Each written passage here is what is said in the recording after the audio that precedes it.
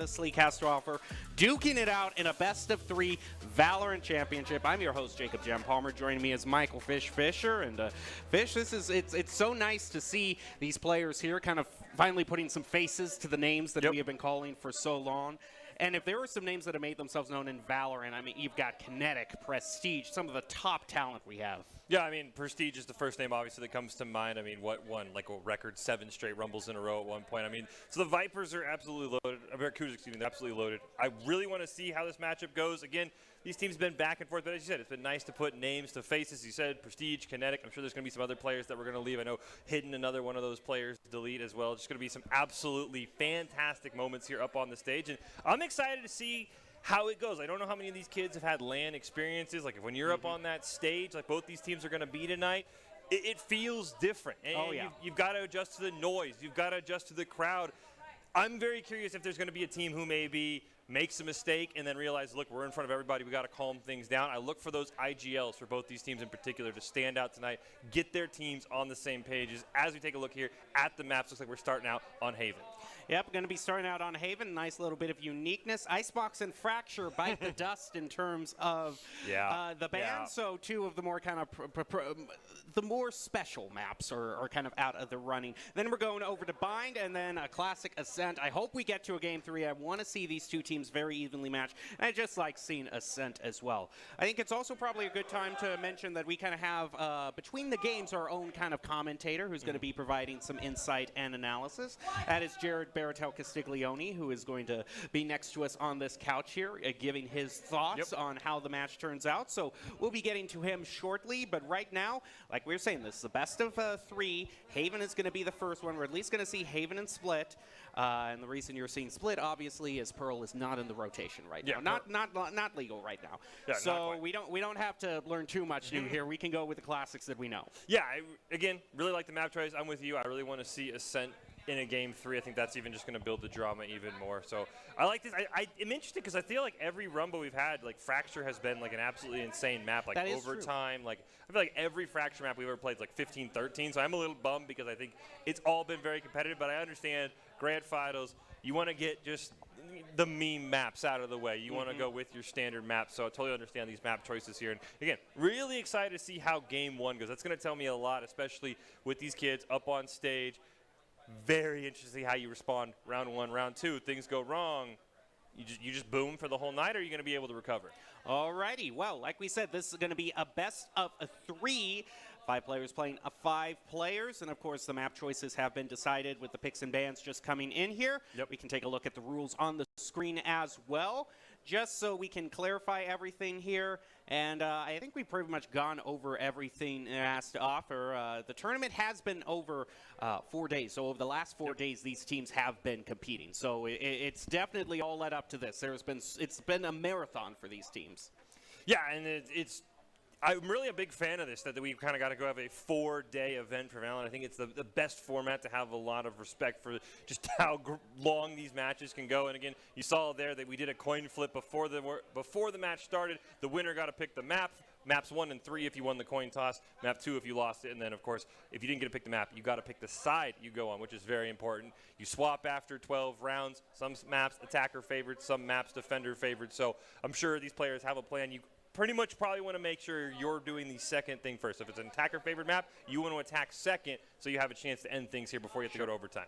Well, that's not the only keys to the game. You heard Fish's take, but of course our more official take comes to us courtesy of Doc Haskell. And Doc's keys to the game for Valorant, that's going to be to flank effectively, spend and peek wisely, count cards and call abilities, and click heads. It's all brought to you by Esports Tower. Score pro advice at esportstower.com. Improve your game sense, improve your team play, improve your performance under pressure. You'll get matched with great players and professional coaches to help you rank up. As we're ready to head off into our first match as soon as we get into it, Vipers versus Barracudas.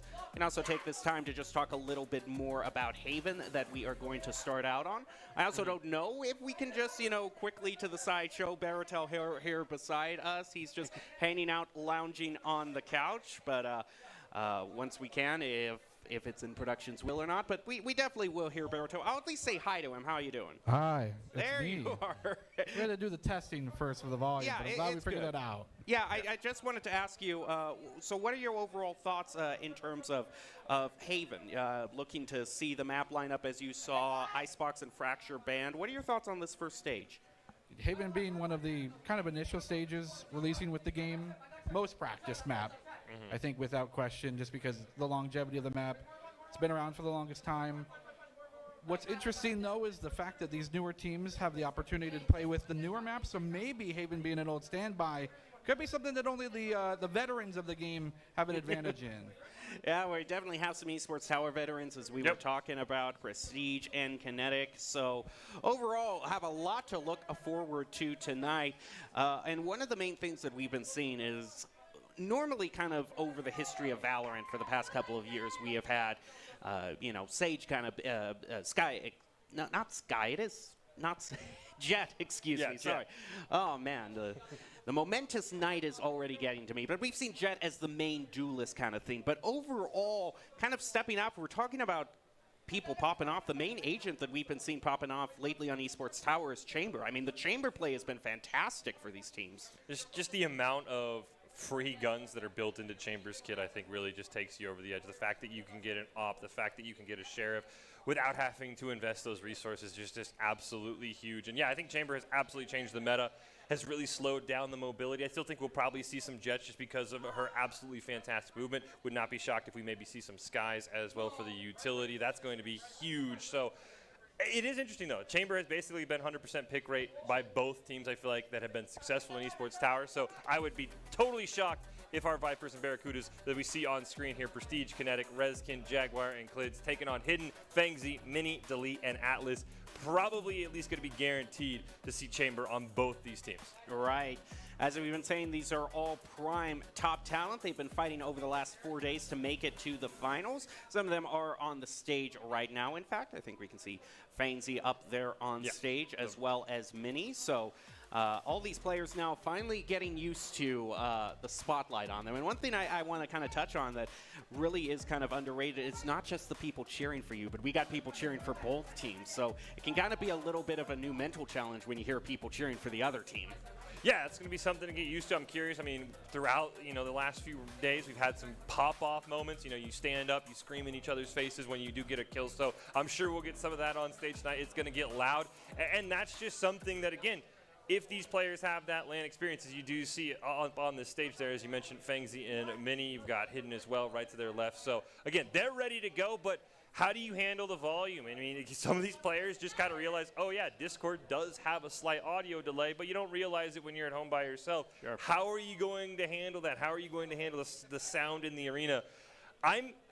I really do think it favors, again, these teams are going to swap after game one up on the stage here. I do think that favors the team that's currently over in our team room because they're going to get used to the noise over there, and then they're going to be able to go up on stage. If you're on stage for game one, you might lose a couple rounds because that noise gets to you. So I do want to see how the Vipers up there react. We actually have a view of our team room, too. We have a dedicated camera in there and all the machines set up there that we've had players rotating in between. Right now you see that is on stage. You can also see in the background a bunch of other players from Esports Tower. They've been competing in Overwatch and Rocket League. It's been a great tournament to attend, a great event to attend. And there we go. We can see them up on stage there. Those are going to be the Barracudas who are taking the stage first up, with the Vipers off in the team room. And so now as we're ready to head into Haven, it's going to be kind of the most unique stage that we see here with the 3 points instead of the traditional 2. So overall, what do you think that kind of opens up? We've kind of gone over kind of the options of where we might see. We're probably going to see Jet. We're definitely going to see Chamber. Anything that Haven opens up at all? I mean, obviously, you talked about it, the 3 bomb sites. How do you attack that? I think the first thing you got to look for is after you have a strong opper, if you have a Chamber, C-Long is going to be an absolute nightmare to try and take. So you've got to make sure, as we saw on Doc's Keys, you've got to be tracking that Chamber ult. If it's online and you're attacking C-Long, probably not the place you're going to want to look because that's going to be instantly held down. I'm curious, maybe if we'll see a Viper come out. If you're going to see a Viper, maybe try and solo a site. That could be a little more hard on a 3 bomb site. But really, I'm looking for C-Long in particular. How often do teams attack that? How is the op play? How is the scout play over there going? The Marshall play, excuse me. How is that going to work on C-Long? And that will kind of change everything, because then mid is going to be your point of attack. Or maybe you've got to go A elbow. It's going to be very interesting to see how it goes. But it looks like we're ready to go here. Vipers, Barracudas, game number 1. Let's hop in and see what we're locking in. No chambers so far. There it is. Clid's going to lock it in. Overall, it looks like just about everyone is locked in. We're not even going to take advantage of the classic Riot Zero here. We're just... That's what I want to see. The kids are ready. They want to play. They don't want to count us down. I find it interesting that we're bringing Astro Beater into the mix, because we haven't seen as much. It used to be so dominant, like a must pick on Haven before the nerf. Yeah, the Astro nerf, she has basically disappeared. So I'm curious how Hidden's going to want to play that. Of course, the Astro wall going to be huge. That can open up maybe a C long. Stop the offer. But here we go. We hop in. Let's see what we have in the pistol round here. We've got Jaguar and company ready to attack. I'm curious what setup we're going to get here defensively, and if we maybe get a certain side rush from our attackers. Thank you. Appreciate it. See here, Viper's going to be on the right. They're attacking first. You guys can Kinetic go there. And 15 seconds into the match, everyone is just getting their standard load-ups here. I find it also interesting that we see Kinetic here on the Neon, not necessarily the most common pick that we've seen. I just think the mobility that Neon brings to a game like Valorant, especially on a 3-bomb site map where mobility is so key, is something you have to keep in mind here. Oh, this is going to be a tricky spot here for Kinetic. Rotating in, is able to hop up there, but is still not going to spot anybody out. Charges going on to see Jaguar and Atlas are immediately going to trade some blows here as Reskin takes out Atlas. That is going to mean that the Barracudas go up slightly, Vipers, excuse me, up slightly in this push here. They have gotten the spike down. Yeah, Barracuda's got a 4-3 advantage. Kinetic and Clid see each other playing flash there. This one's talking about this mobility here for Kinetic. Able to re-engage. Oh, delete, my goodness. There's smoke. Another jet smoke goes down. Picks up 2 before Prestige takes him out. Trying to hold the site. It's a 2v1 here. And they take out the Killjoy. Prestige sees him. Oh my gosh. It's just the nanosecond reflexes that come in play. Wall bang headshot for Prestige, the 3-piece in round 1. Wow. Now the Barracudas are going to have an absolutely huge advantage here. This should be almost a freebie, you think? Almost a freebie. Normally, kind of in the history, we've seen kind of just a 2-0 in terms of pistol rounds. The metagame really kind of settles in, though, once everyone gets their full purchases here. So this is going to kind of be the second of the wild rounds here as Barracudas make their way forward. Just going to throw out a bit of util there. Throw out from the breach just to try to get them some cover. Turning around the corner here, spots the drone and actually just gets baited out there from the drone. That is, that's some shenanigans going on. Oh, I like this location by Kinetic with the Spectre. Again, the Barracudas, they win round 1. They're going to buy up. Vipers don't have the cash. Delete very low here, but he is up in heaven. And so he's got a chance for a sneaky angle. They're going to get the spike down. Now getting their post-plant positions. We see Delete here trying to take an angle. Still hasn't spotted anybody. Meanwhile, the rest of the Barracudas just kind of... They are going to get some information here if the start is placed well. Is immediately destroyed, but did get 1 pulse off. Jaguar is going to pick up 1 and pick it a second. Looking for 1 more. It's a 4-on-2. Prestige got it back. And Mini gets taken down, and that's huge for the Vipers. Only losing 1 member, too, so they can keep the bonus round here as well. And now, as you pointed out, this is kind of where the real round begins. You lose the pistol round. You don't have the cash available to buy equal guns, so you're kind of stuck with pistols. Now you can full buy. You can get your ARs. You can get your Vandals.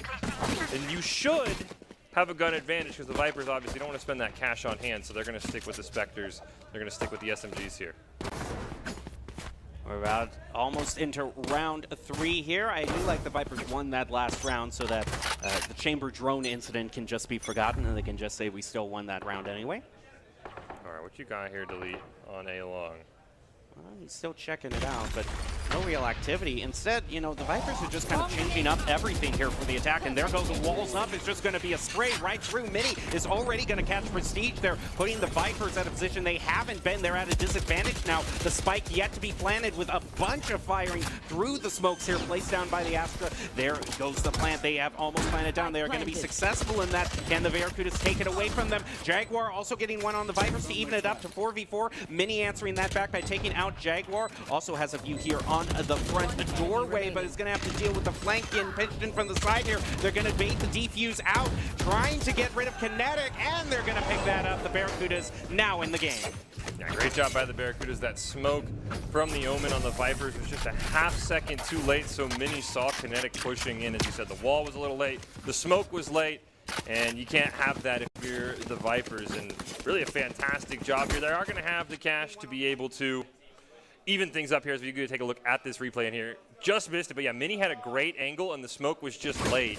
And that really is what put the Vipers behind. And of course, they were outgunned a little bit, so that round did favor the Barracudas. So we get our first real even round since the pistol round here, Jem, between these two teams. We're ready to go into here. It's very interesting. A lot of pings going out across the map, just almost making a checkerboard. There goes the wall up so that they can make their way up to Ceylon, but it's waiting there, and it's different plans for them with the Judge. It's already going to take out two, putting the Barracudas at a great spot. Yeah, Hidden, I saw that when he was waiting for him. A great job there, as you said, just hiding with the Judge. Quick 2 picks. Now you've got to relocate here if you are the Vipers, because your own great use of the Astra smoke, too, to kind of keep Hidden unironically hidden. And now you can see the Vipers just have no idea what to do. There's no range, though, on this C-Long site for Hidden. That is true. But if he's hanging out right on the other side of C-Long, he's just going to blast you. It's all going to be about the mind games here. I definitely think we're going to relocate here. Jaguar, if he can pick up a kill, would have the ult online, and that would be huge for him. You can use the Hunter's Fury to start clearing things, though. You might want to save it for maybe a Killjoy ult, but... We also see the knives have already been brought out here on the Jet. Going to take out the turret there. Feels like you might want to look for Prestige to ult here, get that Rolling Thunder going. 30 seconds left. And then take a site. They get one flash out. The U-tail out and walk through a doorway of pain right there. That's going to be the Molly's taking out Jaguar there, rather. Grenades Fanes, he's also in wait. And that is just Prestige. All he can do is try to run away, and Barracudas take that up. I was wondering, based on how much util I saw down in that B doorway there, like, that was so booby-trapped there. Yeah, you always got to watch out when you know there's a Killjoy on the enemy team. I think Prestige ended up triggering them, and Jaguar unfortunately walked into most of them, and at that point, it's already a 5v2. You're trying to get spiked down there if you're Reskin, just get that extra cash, but unfortunately couldn't get it done. And Killjoys are so hard to attack into for that reason, and it looks like already the Vipers are going to call a timeout. I like that. It's a utility that you can use here. I also think now that's a good timeout. It's also a good chance to just check in with Baratel there and see what his thoughts are and what he's seen so far. Man, this is some fast Valorant. You gotta love it. Yeah. It's confidence. It's knowing that your teammates are going to be there to back you up, knowing those peak angles are going to be covered. You go for the trades, the 1-for-2s. Confidence. And both these teams, I'm hearing them pop off in the team room, yeah. These guys on stage has got the audience buff right now, so we'll have to see if that changes course throughout the rest of the match. Yeah, and that's a great call by the coach or the IGL to put Hidden on the Judge there. I mean, that was you're expecting double ARs. You have the Judge just hiding on C-Long. You're never going to expect that when you come out of the Astra smoke. So that was a great call for Hidden. Don't think it'll work again, though. Well, thank you for that Baratel breakdown there is what I'm going to call it. That we'll check in with him at our timeouts periodically throughout the match. Meanwhile, we are back to what is now a very competitive match, tied 2 apiece. And also what's very exciting is now about the times that the ultimates come in. And these players, it just looks like they are going to get to the action right away here as we see some fire being exchanged here toward A. Yeah, problem is it's a hard eco round for the Vipers. You saw there. Pistols, so Klitz is going to pick one up. Again, we talked about the power of Chamber onto Atlas, but you already know you're outgunned, so you're going to have to get creative with your flank angles here. I mean, we're all looking for an angle of attack if you are the Vipers, but you're not looking to maybe win this round. You're looking for 3, 4 kills to help reset the Barracuda's econ. Because, I mean, you look, Delete already got 5,200 in the bank. He's going to be able to rebuy if he dies. That's what the Vipers need. If they lose this round and still get 3 picks, Jim, they're fine. They cannot go down in a 4-0 like we've seen the last few rounds. Otherwise, their eco is just going to be absolutely destroyed. You can tell Kinetic is really trying to think about how he wants to push on. They're going to throw out the blinding there. Fanzio's already going to take them out with the Vandal. So now Vipers, based on that, are just going to forget A entirely. Yeah, you need to find a pick onto a bomb site, and you need to get spiked down for that extra cash. That's what you're wanting to do right now if you are the Vipers. 30 seconds left. Here we go. Hidden's going to see those. Oh, no! They conga line for him, and Kinetic just gets headshot by Hidden. Prestige going to try and throw out the blind. Does have the Guardian, so he's got the most firepower on the team, but you've got to get the spike down. Walking into that Astra, you know, you got to hand it to Redskin. They're still managing to get to the point. But he got it, though. No, he had a Bucky and a Dream, but it quickly turned into a nightmare. And yeah, as you were saying, the Vipers had such a huge disadvantage. As soon as I saw them trying to push onto, you know, with 2 Buckies onto the point against Vandals, it wasn't probably going to go their way. Yeah, they got the plant down, though, so they get that bonus 800. They should be able to buy back this round, but they need to start winning rounds. And at least if they start losing, they need to start getting multiple kills. You can't go losing rounds 4-0 because, I mean, just look at the credits for most of the Barracudas. 7,000, 5,000. I mean, they're going to have the cash to buy guns for teammates if they die. The Vipers, if they don't get a win, this needs to be a 3 or a 4K for them. They cannot afford to lose another 4-0 because, as you see here, he's got 500 in the bank. He can't afford to buy again if he dies. Go through here. Ooh. No wasting time here as the Neon just goes Kinetic, going right through. Some gunfire going to be exchanged through Garage there, just trying to get the wall bangs. Going to throw out, hit the target with the drone, and immediately use that to go into a Hunter's Fury here. Viper's going to throw that out. It looks like they managed to get some chip damage there against the Jet, but overall, no eliminations to speak of. You want to play? Let's play. Still waiting around that Garage mid area are the Vipers. It looks like the Chamber ult has been used as well, so they are going to have that firepower. But of course, there's so many Astra smokes. It's also just a great counter to the Chamber with this op ult. Ooh. Very dangerous situation here. It's just the waiting game. Sit and wait. Nice jump peek there. That's a fantastic jump peek. That's what you want to do. From Atlas. Now you know where the Chamber is. See if he tries it again. Oh, it's going to immediately try for a wallbang there off the Headhunter. Everyone is staying pretty put.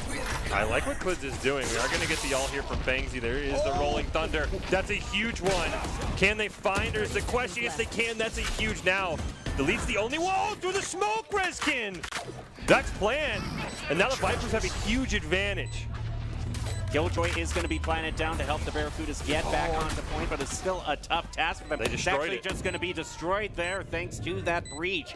I like the pick and everything that the breach has been doing right here.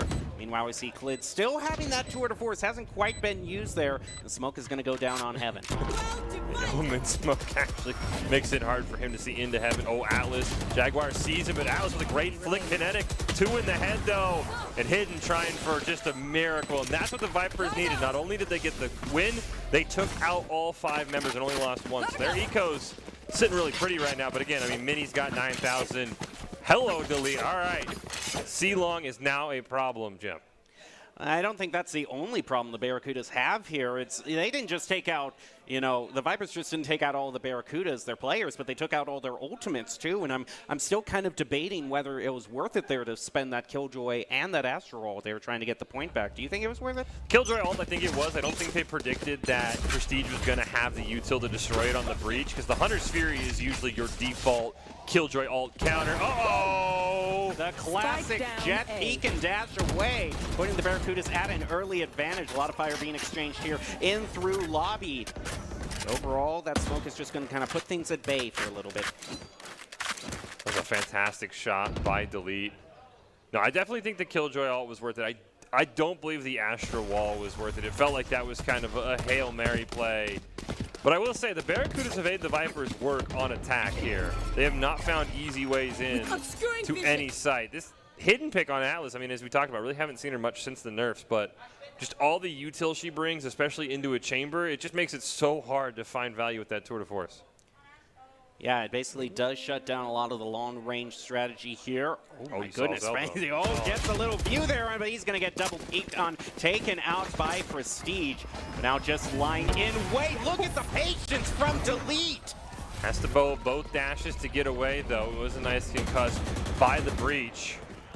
And this should be plant site down for the Vipers. Yes, it is, but your biggest problem right now is right up here.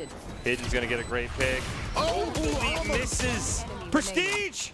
Almost has the opportunity here for the ace. Is at 4. I would love to see one at this tournament. Rezkin's got to give it to him. You let him 1v1 here if you're Rezkin. Throwing out the dart there, just for a little bit of a bait there. Oh, just misses it. But Rezkin respected it. Rezkin had the angle the whole time. I appreciate that. But he let Prestige go for the ace. Prestige at 33, and he grabbed the op. Yep, that was what I was about to say. Make sure to pick up the op. Such a big kind of dent in your credits if you lose that. Yeah, it's just honestly a great. Prestige has been underneath Heaven a few times. And it's just gotten so many great picks. That would have changed the round if Delete hits that shot. But unfortunately, just couldn't quite find him. He walks right into Prestige. And I think the Barracudas are going to figure that out. That when the Vipers take A, Prestige is going to go underneath Heaven. So now Prestige, if they ever take A, he's got to find somewhere else. But again, no shock to us that he's absolutely balling out right now in these grand finals. Let's see who can match him for the Barracudas. Bit of a traffic jam drone-wise here in Garage. We'll see how much information they both got out of that. We still see kind of the intense standoff also in C-Lone here with this chamber. That is a given. Oh, he did see the Reyna there, fired off a couple shots, ringing out on the map. But again, I don't think that one. I think that was more of a intentional play. Kinetic going to throw the walls up. Oh, that's... Wow, what great positioning. Oh, this could be huge. Oh, my goodness! Is able to get it at least 2 there. They were all turned in the wrong direction. Just failed to check that one angle, and it cost them. They're still going to get the plant off. But now Barracudas, thanks to that engagement, are going to be up 1. Oh, nice recon bolt. Hunter's Fury is going to come out there. Get a great tag onto Kinetic there. Gets a great pick onto Rezkin. Mini going to go for the push. Fangs, he gets 1. And it's all up to the chamber. I think you hold here. I think you save, but instead... that was... I think you say... Yeah. Do they know? I don't think they got the op back. Well, we'll see we'll see very soon here. But yeah, I don't think there really was a play there. You got to recognize when kind of the round is lost, and you got to be thinking ahead one overall from your economy. So that was just way too risky of a peek there done by the chamber. And if they didn't, they had enough to buy one. So maybe they were able to get it. But yeah, I think what Chamber needed to do is he needed to be on the left side wall, look for a peek. If he gets the peek, get the kill and then run. But he was out in no man's land. There's nothing. There's no shame in a 3v1 playing it safe and maybe getting 1 exit frag. Yeah, you don't want to give that gun back. You do not want to give the op back because it's such an expensive investment. And as we've seen from Delete, he can absolutely pop off with it. So giving it back for free, not quite what we're looking for. We get some shots through Garage. Neither one really able to find much value. Do have a couple ults online for the Vipers. And then, of course, surprised we haven't seen the knives yet. I think it's one of those ults you just pop it when you have it. But Aldron saw him, I think. No, they're going to definitely know right there. Oh, he tries to concuss, but Delete the quick trigger finger, getting rid of Prestige. Oh, they had him with the concuss on the breach. Oh, Fengsy sees him there. Unfortunately, Kinetic going to catch him in the reload. Kinetic can look for one more. The knives have been popped from Delete. Atlas going to take 1 kill, and it's all up to Omen here, and Rezkin quickly realizes C-Long is no longer the play. And this is, again, why we talked about not handing the op back to Delete. 30 seconds left. Yep, that Jet is just staying right there on scene, not going to give that up. Actually, we also see the Barracudas, they did spend the knives there on that engagement. Which is fine. I mean, he's already had it twice in 8 rounds. It's one of those ults you just want to pop. I think Rezkin's got to just try and get a pick and die here. Left. You don't want your econ to be opposite of your team. he's going to do just that as Atlas surprises him from the corner out of garage. But not the worst, because at least for the Vipers, your econ's lined up. The last thing you want is Rezkin with an AR and everyone else on pistols, because then it just throws everything off. So this was just a delete carry at this point. I mean, there's nothing else to say here. He gets a great just chow onto Prestige while he's concussed, and the rest of the team is just going to walk right into him. I mean, I will say here, you know, the concuss does reduce your fire rate, but if there's one gun where you only need one bullet to fire, it's going to be the AWP. So it wasn't quite as impactful as, say, you know, if they were holding a Vandal. This is a weird round. We're going to see how it turns out. 4 pistols and a... All right, Prestige, I guess, bought up, which is fine.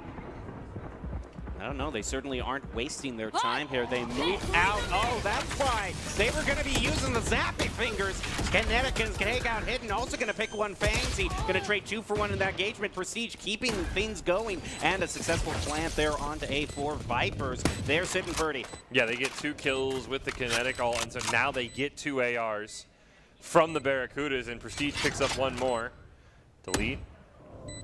Got a challenges with a Phantom. He'll put the big cannon down, and I kind of like what Prestige is doing. Again, Clid's kind of in that Prestige spot, so I think Delete's going to expect it, but he's also expecting Jaguar over this other corner. It's a risky. risky. Got to choose one. Yeah. You just got to pick one. You just pick one and go for it. I think he's waited too long here. Jaguar's going to pick them up. But no, I'm hearing the beeping on that spike. There was not enough time to defuse that, and just seemed to be so occupied with that decision, it just, overall, they couldn't even defuse. Get the thrifty. Again, absolutely fantastic. As you point out, the goal here, Kinetic's going to ult, picks up 2 kills. Prestige is going to come in with the lone AR, pick up a 3rd, and now all of a sudden, our last 3 members all have ARs. That's kind of one of the interesting things I like about this Viper composition is split between the Tour de Force and Neon's ult here. You have 2 of those ultimates that can really substitute in for a weapon purchase on those eco rounds.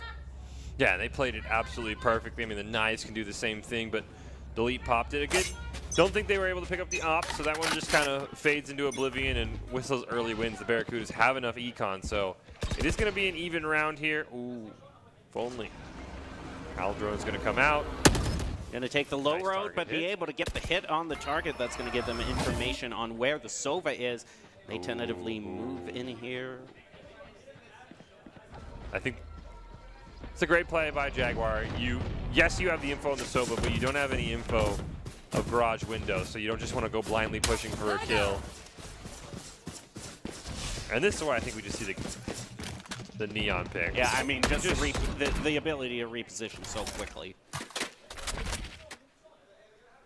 Overall, they still have plenty of time. Normally, it's around the 30-second mark when you see, you know, they have to make the decision of where they want to go and move in.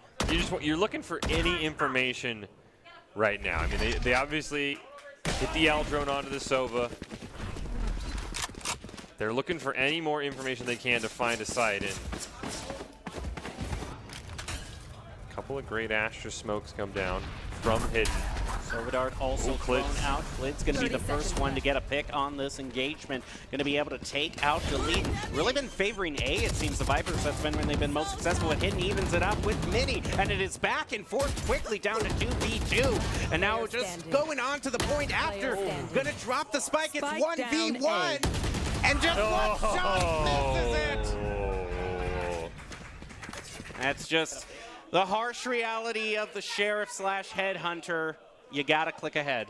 Yeah, and if you don't, you're punished.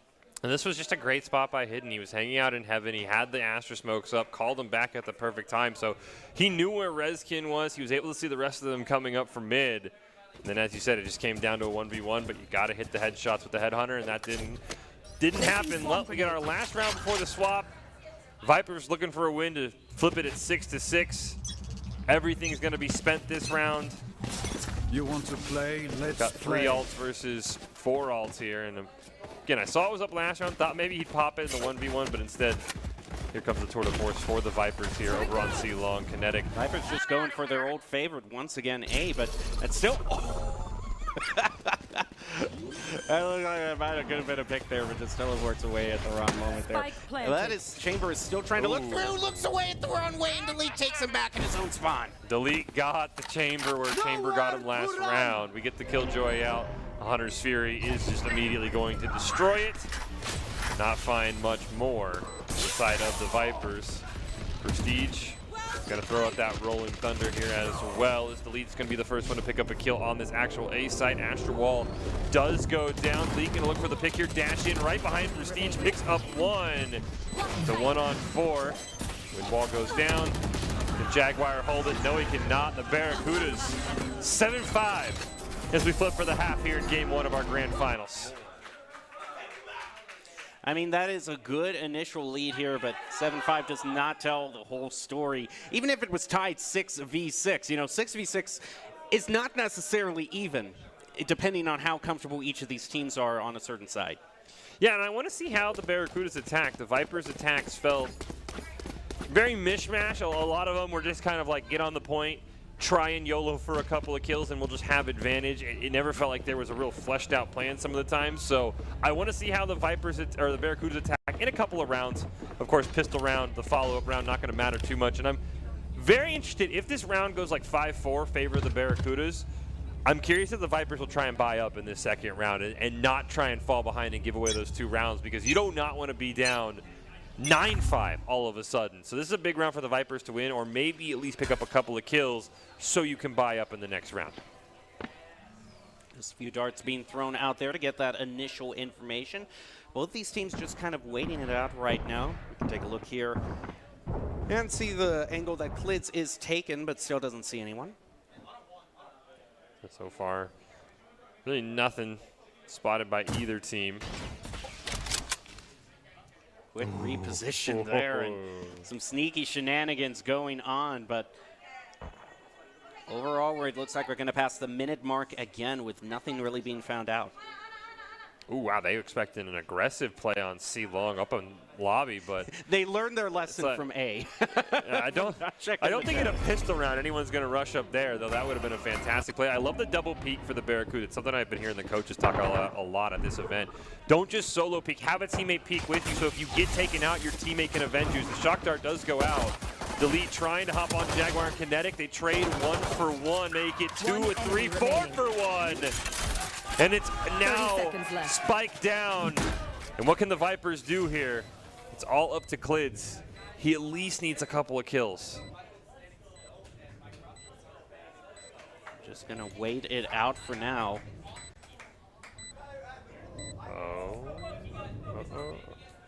Oh, is able to get one. That's huge. That's worthy of a few nice tries in chat. Again, I mean, you know, Barracudas are low, but it doesn't really matter with the showstopper, unfortunately, or the headhunter, I should say, and Atlas gets the triple kill with the frenzy. The Barracudas winning. Now, I don't think you can buy up here if the Vipers, which is awful. Yeah, but this is what you were talking about here, dude. You kind of have to think about it. Avoid the 9-5. You definitely got to think about buying up. Unless you're confident that you're going to be able to get a couple of picks and maybe turn this round on pistols, but we just get the information here that in terms of map choice, Vipers were the ones that chose Haven, so they definitely felt comfortable on here, but it just hasn't quite gone their way. Yeah, so far, I mean, 7-5 at the half. I wouldn't say it's been too one-sided, but this is going to start to get away from here if they lose this round. Which they're definitely not favored to win with the econ disadvantage they're at, but it's only Spectre, so it's not unheard of. I mean, it's something that we've seen a lot in some of these esports tower teams where somehow with the pistols on the second round of either the side swap or the game, they win into this round. Ooh, Atlas, aggressive check there. Checking the corners. Managed to make their way onto point. The plant is going to go through. Rushing in is Mini, taking out both Kinetic and Jaguar. Still going to trade 2-for-1 in that engagement. Delete then takes out Prestige, and it's just 2 left on the Vipers. Now they desperately have to win this if they want to. They're going to double peek. Klids is able to pick up a collateral onto 2. It's a long shot, but it's still possible. Only 14 HP and a dream. Fangsy's going to end that dream immediately. Weird ego peek there by the Barracudas. You had Spectres. You could have just challenged with them, but instead they try and peek with their own pistols. But that is not what you want to see. If you're trying to win a pistol round as the Vipers here, you've got to get aggressive. The moment that plant goes down, you're trying to retake with only pistols. It's just simply not going to work. Again, I'm not quite sure what we were looking for here. You could have easily just reloaded, waited it out, but now the bonus round gets awkward for the Barracudas. Of course, they have the cash to buy up, but they don't want to waste the good guns they have, so that's why we call it the bonus round, because they're just going to use the guns from last round. But losing those two members here definitely makes this a much harder bonus round, Jim, than I think they intended. Now the Vipers need to think of something here if they want to change it. Looks like Barracuda's really only really going for the old board there, so still plenty of time for them to decide what route they want to take. But we're looking at a potential ambush. Harris just going to peek around that, get double peeked on, and some trades, but Prestige is going to be the hero coming through for the Vipers here. Hitting and Mini are out. Prestige is now going to throw out more util, trying to take out Atlas and gets him as well for his triple. Now there's just one left for the Barracudas. And they get spiked down, and they know it's down, so Delete either just has to simply try and run around, or they can just guard the spike. Yeah, you see the ping there. This is going to be, your Delete's looking for at least a one elimination, but he's outgunned. Did find a Vandal actually off one of the corpses. Ooh, great kill onto Prestige. Now this is a little bit more tricky. Jaguar, though, going to finish him off. Vipers right back in it. And now we'll see what we get with both teams going to buy to the ARs this round. This was such a good play, by the way. Because we finally saw it, because the Barracudas have been in their own heads, Jim. They have peaked every aggressive angle that the Vipers could take. Sure. The Vipers had never taken it until that round. And I'm not going to say the Barracudas weren't ready, but it's still one of those things that's going to catch you off. You do not expect someone to be pushed that far forward in mid. So that was a great play by Kinetic and Prestige, both on the same page, getting a great triple kill combined and really opening up that round.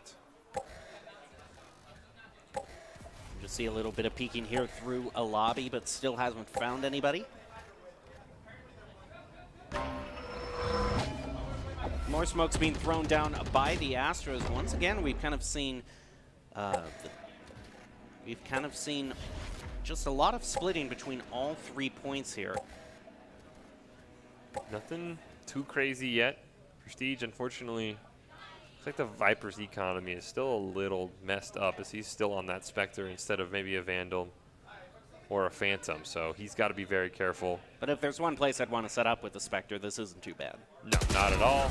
Ooh, Delete gets one. Does take a ton of damage. Prestige going to peek onto Fangsy. Unfortunately, doesn't know he's peeking into 1v2. He does get some great damage out.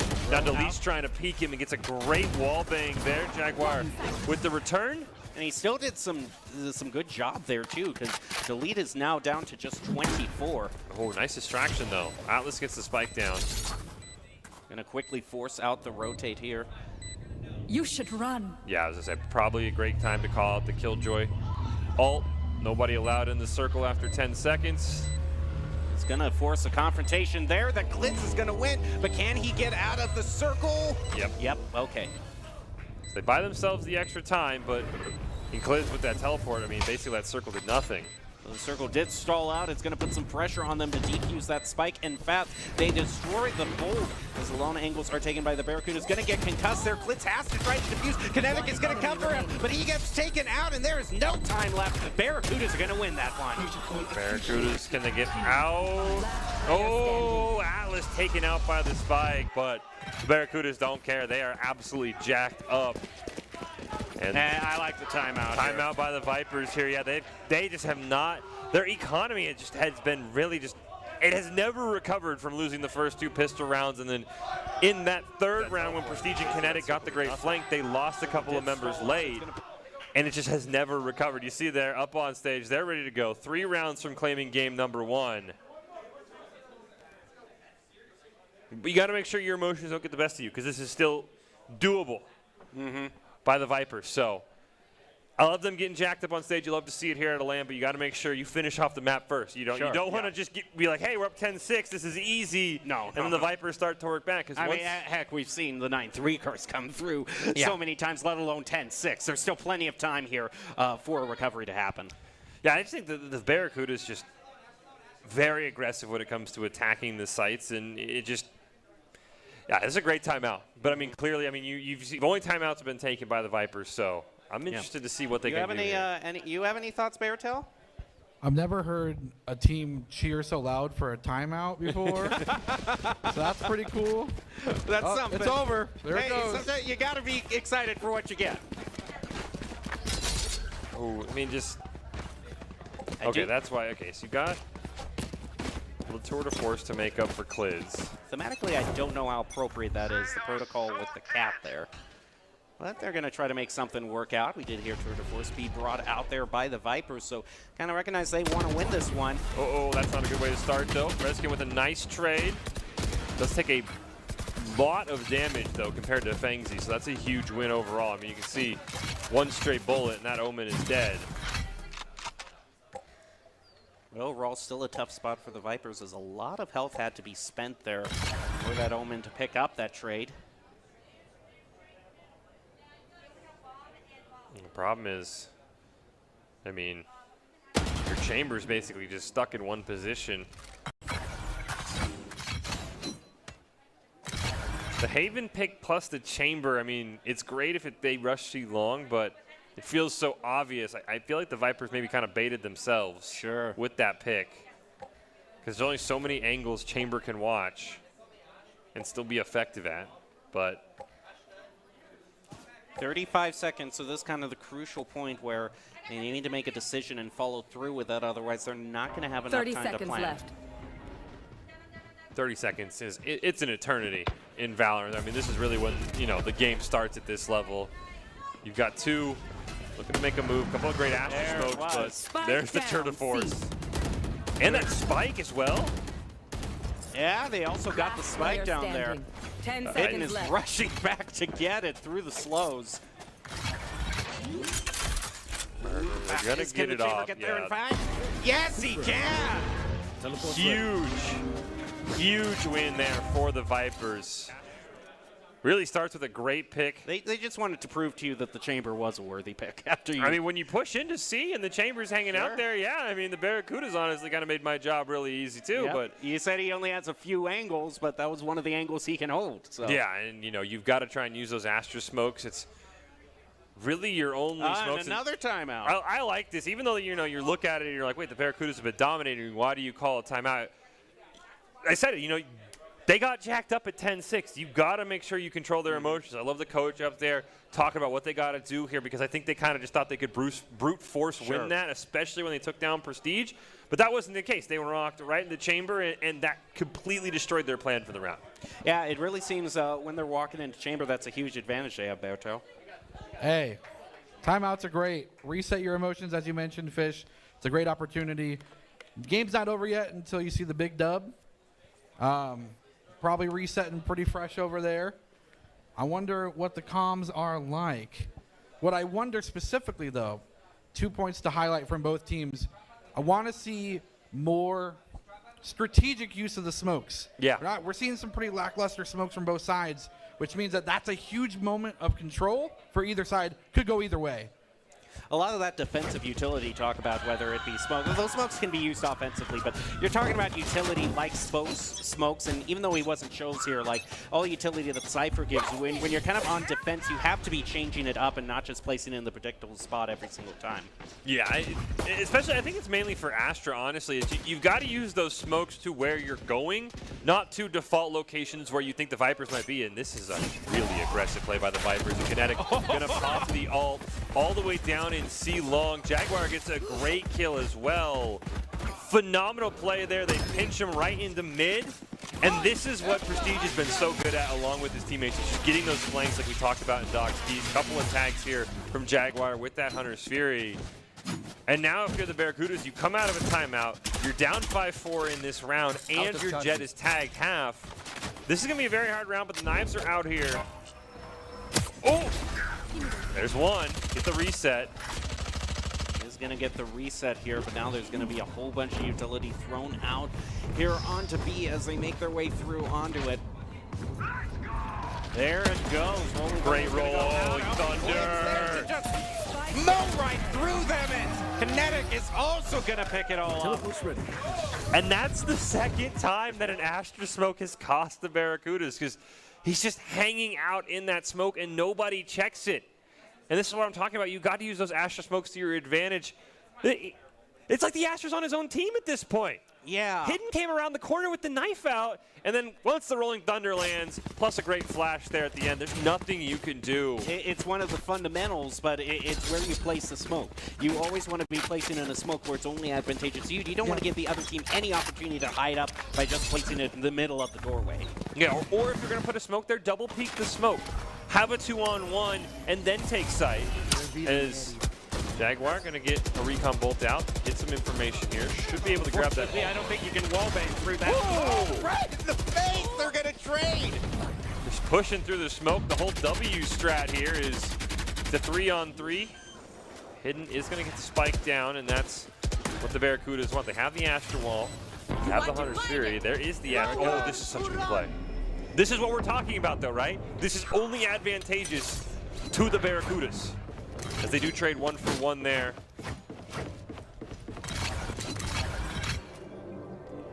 Rough position to go through here. They're just going to have to walk through the wall. There's no one at this angle. The wall actually will go down. Oh, they trade 1-for-1. One enemy remaining. Clids versus Atlas. Oh! That is the second time Atlas has won a 1v1 versus Clids. And the Barracuda is now 2 rounds away from claiming game number 1. Yeah, this was just such a close engagement here. I always like it when it comes down to the 1v1s, just the adrenaline. And the good thing here is just on a purely superficial level here, we get to see the awesome custom animation for Protocol right there. Just got to make sure all that Radiant IQ page is actually worth it. Yeah, you got to make sure all the skins you buy, hey, skins equal wins. That's what we tell them. Ooh. This is a great round to push Clids too, because you know he's probably not going to have that sort of force. This is a great Omen smoke. So he's going to have to choose either just push through it or not. And this is a great location for the smoke there, because there's absolutely no big location. Nice dash. They just have to dash right through it. Throw another smoke out on the point, but that's going to be it for the Jet Smokes, and Prestige is able to take out one, but it's traded 2-2. And there they go down to 2v2 again. Rezkin's at 16. Spike planted. This is going to be very hard for him. Goes out a little bit of a dart there, is going to get blinded by that util. Rezkin is taken out there due to that low health, so now it is just 1v2 for the Vipers. Where's the Silver going to go? Makes their way onto the point, but it looks like they are aware of that doorway he's peeking out from. It's going to be a tough challenge here. Throws out the dart, takes out one, and almost gets 2 here. Still has plenty of time. Hidden gets it. Oh, if he hadn't turned to the left there, he just turned ever so slightly to the left. And it just made the crosshair placement not work out for him. I mean, it really is. I mean, the difference in this game has just been the 1v1s. It's the third one now the Barracudas have won. Almost, if Hidden goes just a 1 step further, yeah, right, it's game there. over. But he tried to get aggressive, and it's match point now for the Barracudas. The Vipers got to win 4 in a row to take us to overtime.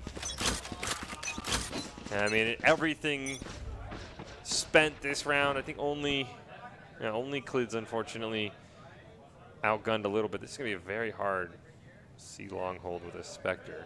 So he's got Prestige flanking him here. The 2-2-1.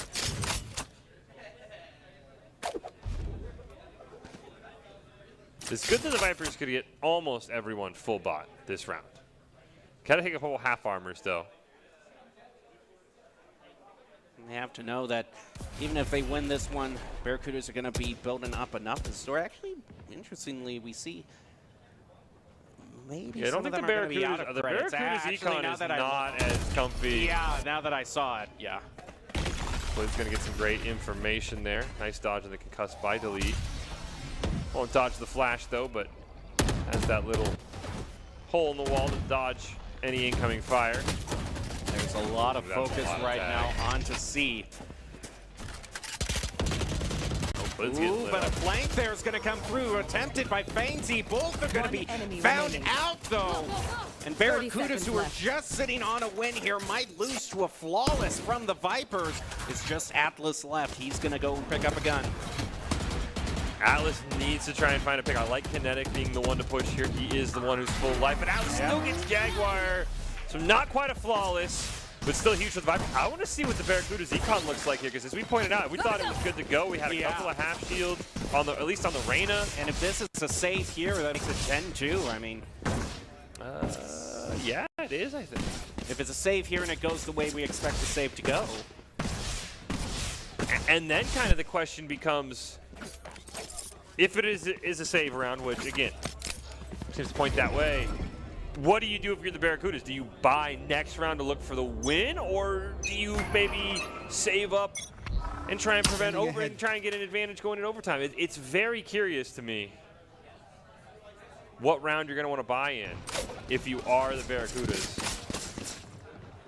Quick repositioning there, and it's just a charge onto B, and they're just going to get mowed through right there. They try to go through the smoke, but Reskin picks up 3. He is on fire. He is going to be taken out by Delete. It looks like we were right in saying that there was going to be a save there. Picasso is going to go out through, and that makes it 12-10 for the Vipers. And now when do you buy if you're the Barracudas becomes the question, right? Because if you're the Barracudas, you get one more buy in this game before we go to overtime.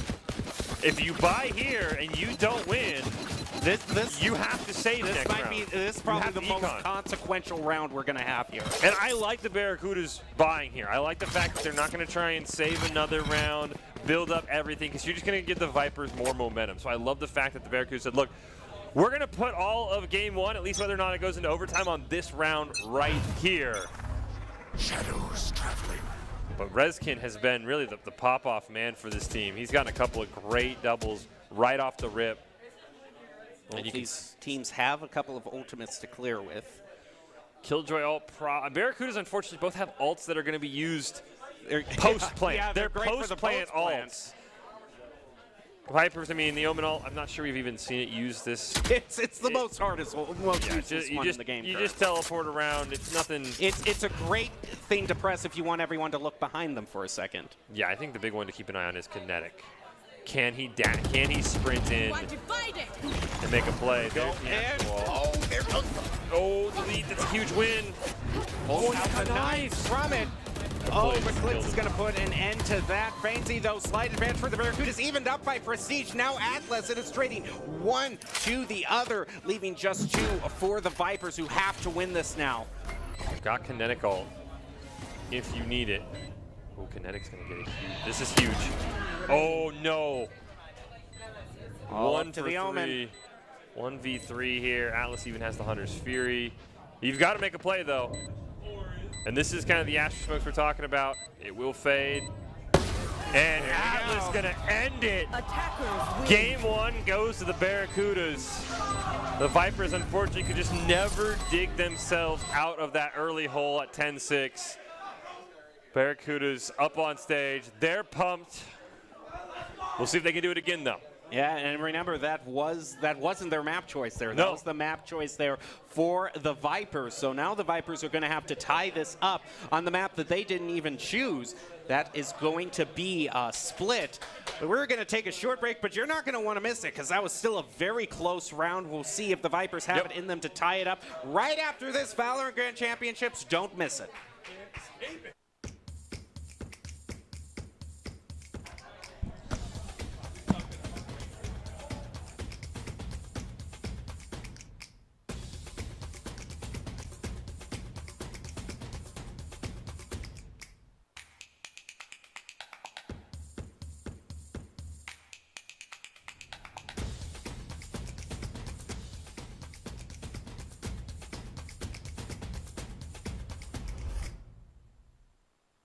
We're gonna come back, Barracks.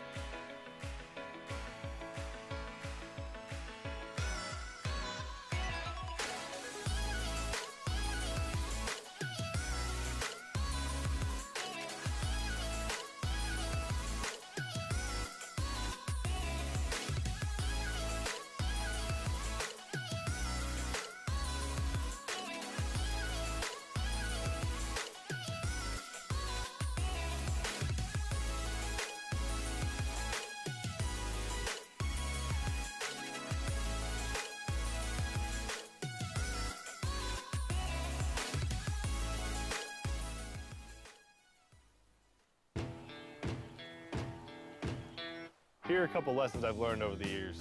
Friendships come in all shapes and sizes. And always buckle up. Seatbelts save lives. That's a rule we can all live by.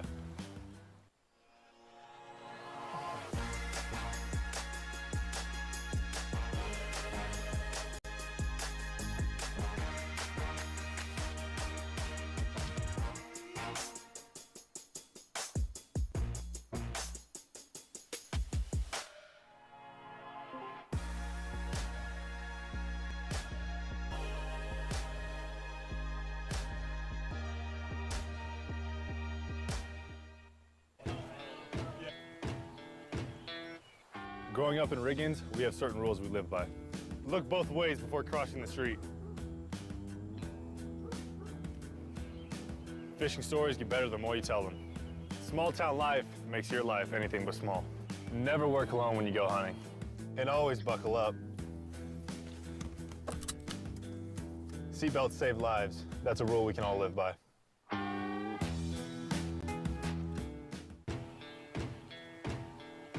Growing up in Idaho, we have certain rules we live by. First rule, camouflage never goes out of style. And always buckle up. Seatbelts save lives. That's a rule we can all live by.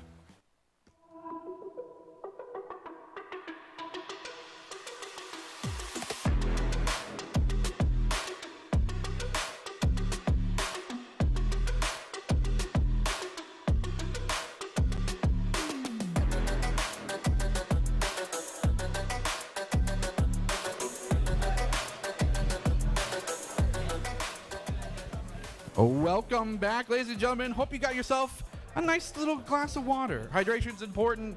My name's Jared Bertigascolione, joined by Joey Gariziak, director, perfect man, great shoes. Great shoes. And representative from Shenandoah University. How are you doing today? I'm doing great. This is awesome event. You know, everything's obviously wrapping up a little bit, and we're kind of getting to the head of everything, but it's so much fun. So I'm doing well. I'm kind of running on fumes like everybody else. Exactly. Fumes and G Fuel, and that's all we need. That's really all you need. The competitive spirit as well. I hear people are doing their own thing in the other room, you know, grabbing sandwiches or burritos or whatever the case may be.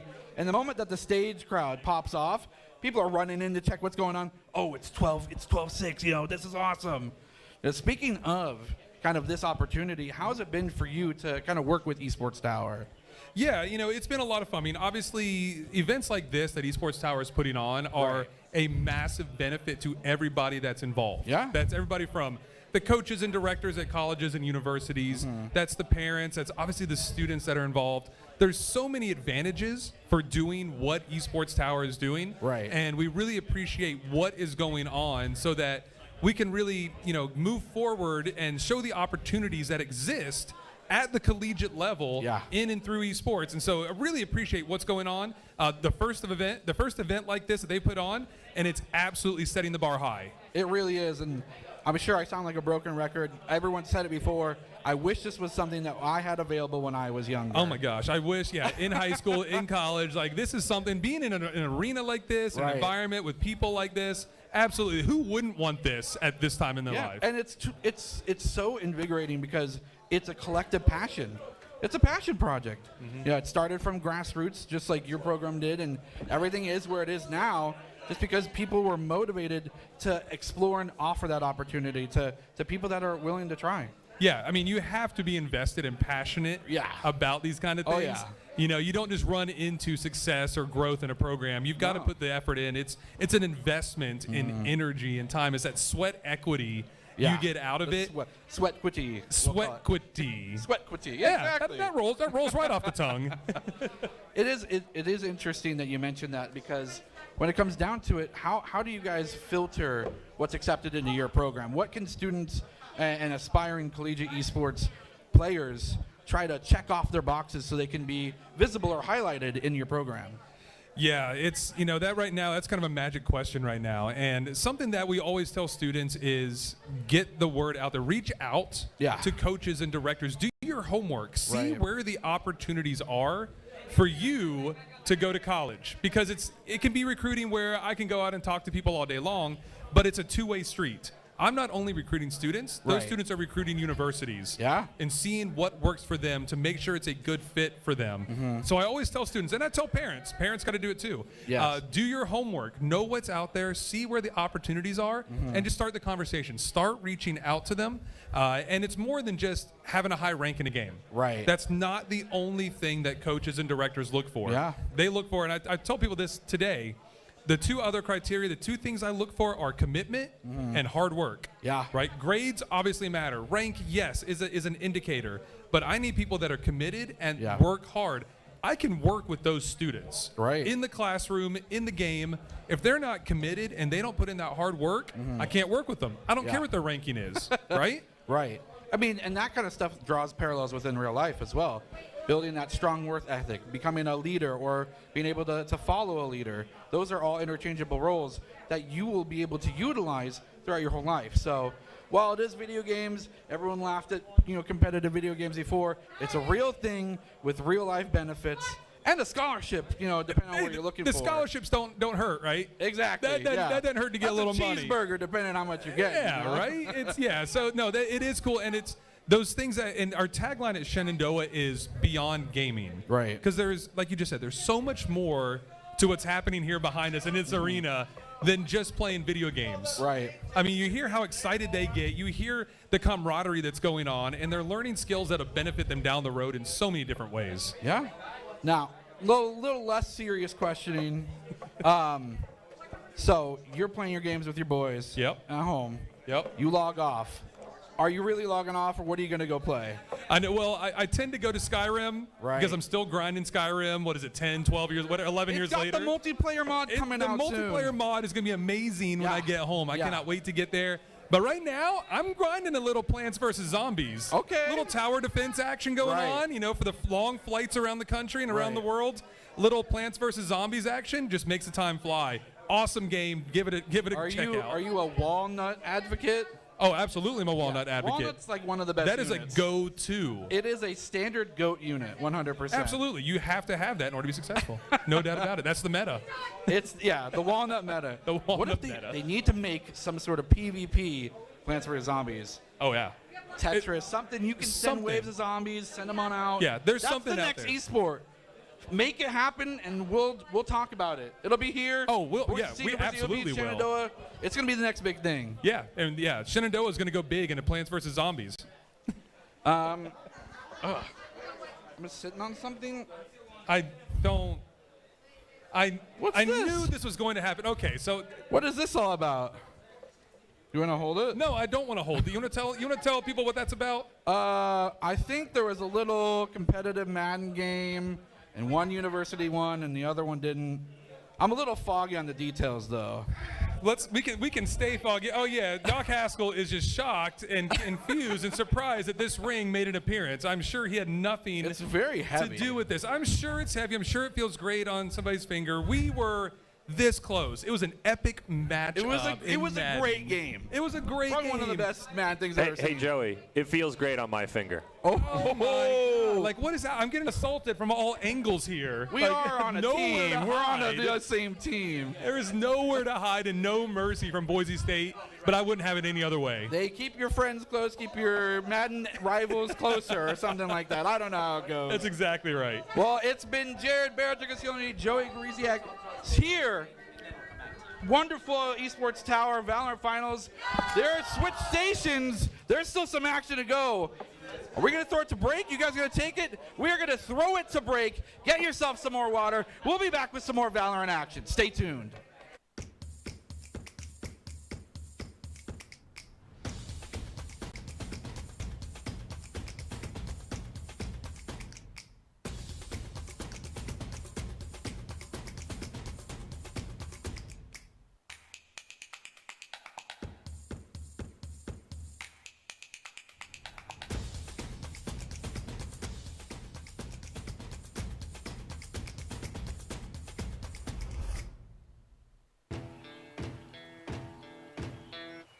Growing up in Riggins, we have certain rules we live by.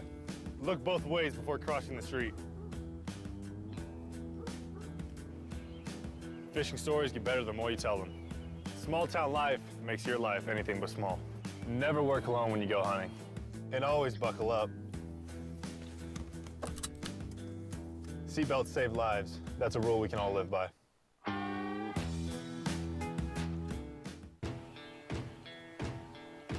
Growing up in Idaho, we have certain rules we live by. First rule, camouflage never goes out of style. And always buckle up. Seatbelts save lives. That's a rule we can all live by.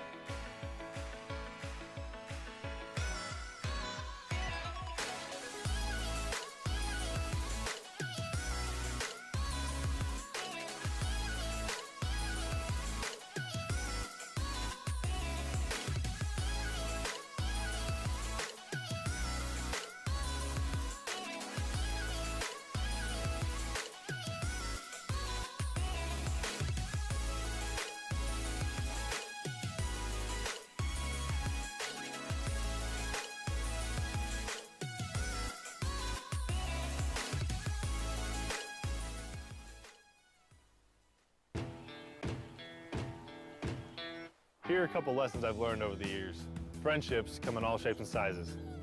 And always buckle up. Seatbelts save lives. That's a rule we can all live by.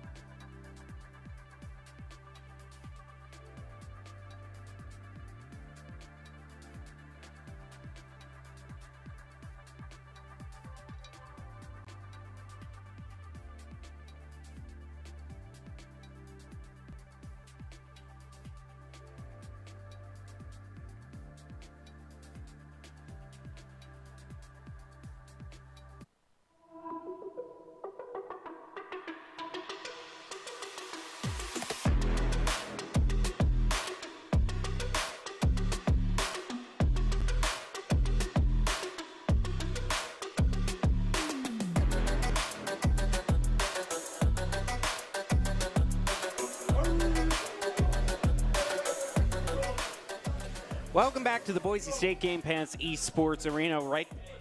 Right now, we are bringing you Esports Tower Rumble in Valorant. We have a real exciting match between the Vipers and the Barracudas as we head into our second match in this best of 3. Right now, the Barracudas have gotten the win against the Vipers. See the Vipers up there on stage are going to be ready to try to tie this up. Moving on to a game 3, which I know you're hoping for. I think we're all hoping for it. Yeah, I think we are. It's like you said the other day. I don't want to throw out any jinx here, but content. I want to see a game 3. I mean, we've been so blessed. Honestly, we had a game 5 in Overwatch. We had a game 5 in Rocket League. I mean, we would have loved to play 5 games in Valorant. We'll be here till 2 a.m. Yeah, that's true. I'm really hoping for a game 3, and a big shout out to Chobo. He's been the Valorant coach here. He's been doing everything. But I did get to pull him aside. I did get to ask him what we need to see here from both these teams. He said if the Barracudas want to close this out on map number 2, they've got to keep their composure up and they've got to stay unorthodox. I mean, we saw that with the judge play on C-Long very early on here. And for the Vipers, he said if they want to make this into a game 3 like we're hoping for, they've got to coordinate. They've got to use their smokes. Just because someone don't throw, as we talked about, don't throw out a smoke just because you have it. Use it to your advantage. Push through the smoke when it goes out. So I'm really curious to see what the Vipers will do. Again, team swaps, and now the Vipers are up on stage, which is a very interesting one. I thought maybe the Vipers would have the advantage again. Thought maybe they would be the ones to claim game number 1, but now you're up on stage. You're feeling the pressure from the stage, and you're feeling the pressure to keep the series going. That is going to be very interesting to see while the Barracudas, they get a chill in the team room. They're kind of out of sight, maybe out of mind, but still, it's not going to be easy. I mean, that game was not a blowout in any sense. It came down to the wire. I thought for a second the Vipers were going to pull it out. And I will say the biggest difference in that game was the 1v1s. The Barracudas won 3 of them.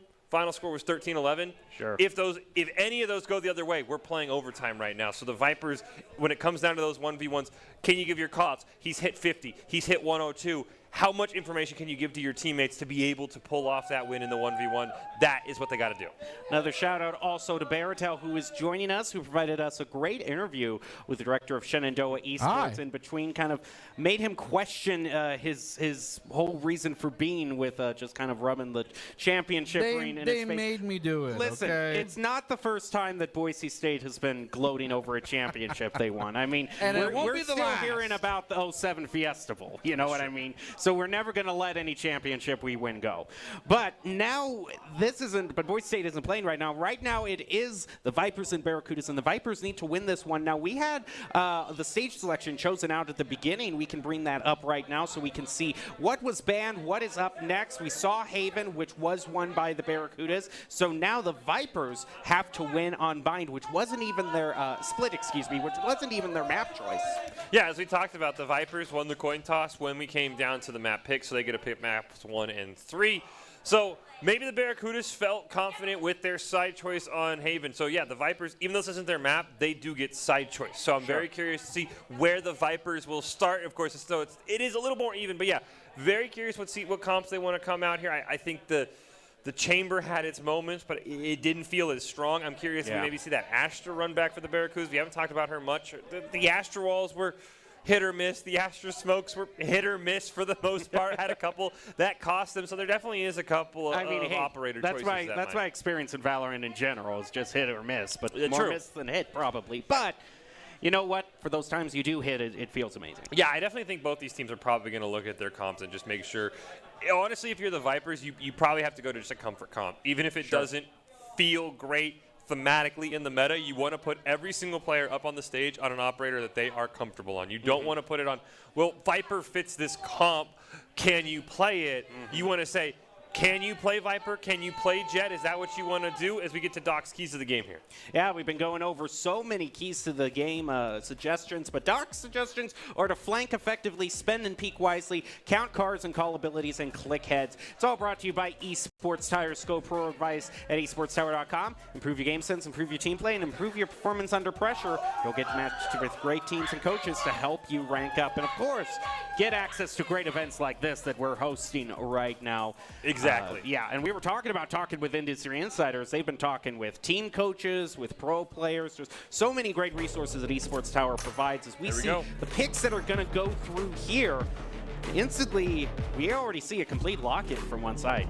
The Vipers did that on map 1 as well. They were like fully locked in, and the Barracudas followed suit. We'll see if they want to do that, as the Barracudas are going to be the ones to change up the comp. But again, the Barracudas picked their map. I'm sure they have a very specific comp set up here for Split. I love the Sage pick. If Delete is going to lock that in, those mid walls are just so fantastic to cut off areas, set up abilities to either push onto either site. And I like what I'm seeing here for the Vipers on your left side. Prestige has been playing a ton of Breach recently in Esports Tower, and I think he's really mastered it. Redskin on the Omen. Not a big fan of the fact that you basically are throwing away an ult potentially, but you do see minis hovering it as well, and Kinetic on the Neon there was obviously well. But I like the fact that Jaguar and Clids have switched over. Felt like maybe those were comp picks. You're not too happy about it, it didn't look like, but I don't know. I saw you roll your eyes. I did like the Breach pick. I'm sorry, I wasn't rolling my eyes. I thought you were rolling eyes at the KO maybe. I was like, oh, you don't like KO? No, I like KO. KO's all right. No, I wasn't rolling my eyes there. It's just a long day. Making sure you weren't upset about the pick. But yeah, no, I wasn't. I like the fact that the Vipers get in, they lock in, right? Maybe some mind games for the Barracudas, because I mean they hovered for the last 60 seconds, and now they're taking advantage of the right zero. Yeah, they're just gonna all get locked in there. Pretty interesting here. I like the Breach pick last game too. It seemed like that was a real bright spot. Prestige in Esports Tower has been the player who has picked one operator for his team 90% of the time and has played that operator at near peak efficiency. I remember when he joined, it was a ton of Sky, but he played Sky in such an aggressive style that it threw teams off. Like, he was peaking with Sky flashes with an off. It was absolutely wild. The Breach, he had some fantastic rolling thunders that set up a triple kill from Clids. So he plays it really, really strong. We'll see if he's able to play it here, because they've got to get a win to force us to game 3. For the Barracudas, again, I'm looking for something unorthodox. I'm looking for maybe a buy up if they lose the pistol round, maybe a sneaky shotgun angle here in a round 2 or round 3. I'm looking for them to maybe try in something weird early on to get the Vipers kind of off their game on game 2 here as we load in for round 1. Gotta go. Always nice to start off with a win, but you can't necessarily always tell everything by these pistol rounds here. It's always nice to get off to a head start, and Kinetic looks like was just trying to fake him out there. Yeah, thought he might challenge. He's just trying to lure somebody over into B garage. Seems they're not falling for it. No, but and that's the other thing we talked about in Doc's Keys, and it's something that the Vipers did at times in game 1, and it's flanking efficiently. They had a couple of great flanks, but you can see the Barracudas are going to peek a lot of weird angles, a lot of aggressive angles. So the Vipers need to pick when they go for those efficient flanks, for those aggressive plays, but they can catch the Barracudas off guard. Ooh, Redkin gets a nice tag there onto Hidden. Also threw a smoke out into garage, which is making it a bit awkward for the Barracudas to decide what exactly they want to do. But yeah, that's some great shift damage there, and going to throw out a smoke into mid as well. And looks like it makes the Barracudas think twice. Kinetic has retreated from that aggressive B garage, and they're going to get some of the healing out though. So some of that damage Redkid did. Yeah, no clue at all. The flank from Vainsy down in vent. And now mid's just wide open. Ooh, rotation is immediately going to go through. Look at Clids though. Oh, he didn't. Oh, watch Clids. Watch Clids. Kinetic's just going to ruin my whole bit because he's going to kill everybody, along with Prestige. But Clids was on that aggressive flank we were talking about. And this was important. They got the spike down here, so there's no way that flank can go through. And they only lose one member, so now, of course, the Barracudas are forced basically to stick on the pistols. Oh, Jaguar. Okay, I'm gonna see if he sticks with it. Oh, okay. This is actually very interesting. I think the Barracudas are going to actually buy up. Yeah. This is what Chobo was talking about to me. He said they need to stay unorthodox. They need to surprise the Vipers. And that's exactly what the Barracudas are going to try and do, I think. Getting throws out of concussing right into mid-air, running bravely through the smoke. He's going to get tagged by Reskin, but it's an odd pursuit. But he's going to find himself in a double peak there. The gold gets concussed there, and that is just going to stop their push there into Vent. Actually, they are able to take Vent, but Kinetic is going to put a dent in that plan. Prestige also picking up hits there. Now up in heaven, Prestige is still trying to keep the defense going as there's only 2 members left of the Barracudas stuck in mid, wondering what they have to do next. That round would have gone so much differently if Reskin didn't get that pick, because that's why Breach ran through the smoke, because Vipers are predicting pistols here. They're not predicting Spectres. And that's exactly what the Barracudas want to catch them off guard is Prestige. Oh, shot in the back. And Valorant timing on that one, and now it's a 2v2. And again, this is where the Barracudas are taking over. Goodness. All right, 1 for 1. Can Delete pull it off? Down, B. Oh, just He takes a down ton to of 20. damage. It is going to use the heal. Okay. They'll probably get him around 80, probably. Placing sentry. Oh, Jaguar. I like Full health. like the turret. Plenty of time.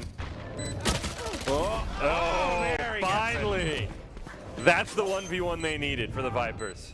I was just a little bit nervous there. You know, you almost thought I was rolling my eyes on the KO. Well, that was probably the reason to roll eyes there, because he did flash himself around the corner there. So that is the one moment where you want to roll your eyes on the KO pick. Yeah, but I'm wondering, this has to be a comfort pick for Clids, Sure. right? This feels like you've got the 3 players who are on the same operators as last time, the same agents. So they're saying, look, these are what we're comfortable on. Let's pick a comp around our top players from what we saw from Reskin, Prestige, and Kinetic. But now I think you've put in Clids and Jaguar on something that they can also pop off on, which is huge. And now, usually we talk about you lose pistol round, you're going to win, you're going to lose the next round, then it's even. Since the Barracudas bought up, this is a 3-0 situation, unless they can play aggressive. But I love the fact that even though they're winning this series, Jim, the Barracudas were the ones who did something unorthodox, which is exactly what their coach told me. That's what they need to do. Don't play safe because you're in the lead. Try and make these risky plays. It's how you won map 1. This one doesn't work out. They're not all going to, but Reskin trying to spray through the smoke. Not able to find anything in mid. Still looking, though. And again, with the pistols, you've got to look for ways to be aggressive. Stealing sight. Because you know you're outgunned, so just trying to take these simple peak challenges, you're not usually going to win them. So you've got to find creative angles to push onto sites. Like, you know, maybe we're going to 5-man through garage. Maybe we're going to try and 5-man mid. But right now, they're just kind of playing it a little bit too passively. Reskin has been very patient here on mid, is going to use the next smoke here. 30 seconds Fancy's left. going to try to work around that. Problem for him is, okay, this is going to, I don't know if anyone's going to challenge him, though, is the problem. yeah, no, they're just going to wall that off. But Reskin has been waiting in tubes, is going to trade 2 for 1. Oh, there's not much time left for them to even plant 10 here. seconds left. And watch out. Oh, Jaguar is laying in wait, is going to see him, see a few pixels, and get mini. There you go. Vipers pick up that one. Of course, again, big thing here for the Barracudas is they did get 3 eliminations. Of course, it was the bonus round, so I'm curious how both these teams are going to play. Because usually, of course, you bonus round 3 when your opponent buys their guns for the first time when you've won, and then round 4 is even. I'm curious if the Vipers will treat this as another bonus round, as the Barracudas are just finally getting their guns online, or if the Vipers will actually try and buy up, get those ARs, get those Phantom and Vandals. I think we'll see here. Though it looks like we might have a timeout as both the teams going to kind of reconvene. And one thing, you know, I was kind of going to see is, the real pacing of this is going to be something to kind of keep in mind here, because on the first map, they won the 2 pistol rounds, but it's quickly evened up after this. But if we start seeing it go 4-0, 5-0, might be something really to take into consideration. But I want to get Baratel's take on this, as we usually do during these timeouts. The Baratel breakdown is simply this. Yeah, we're here, folks. Let's go. It's showing to be a competitive match. That's why we're here at the finals. these two teams and these teams as well doing their best to try and pop off, and somebody's winning at the end of the day. Do so that. far. Yeah, Just point to your side. Do that. Get jacked. Do that. Do the game. All right, thank you, Barracuda. That's why we pay you the big bucks for expert analysis like that. Thank you. Yeah, they are gonna. The Vipers have the weirdest econ. I cannot figure it out. You've got a couple of bonuses. You've got a couple of guys buying up in guns. Maybe so the ones they are treated as like a half bonus. Kinetic almost had 2 on the collab, but he ends up going 1 for 1. So not as big of a win for the Vipers as they were hoping for. And actually, it's going to be a 0 for 1. No, it's going to be a pretty safe res. Yeah, no one's going to be able to even find that res. So Kinetic unfortunately going to lose his life for nothing there. So Delete is going to blow the revive. Yeah, I saw the flashes there.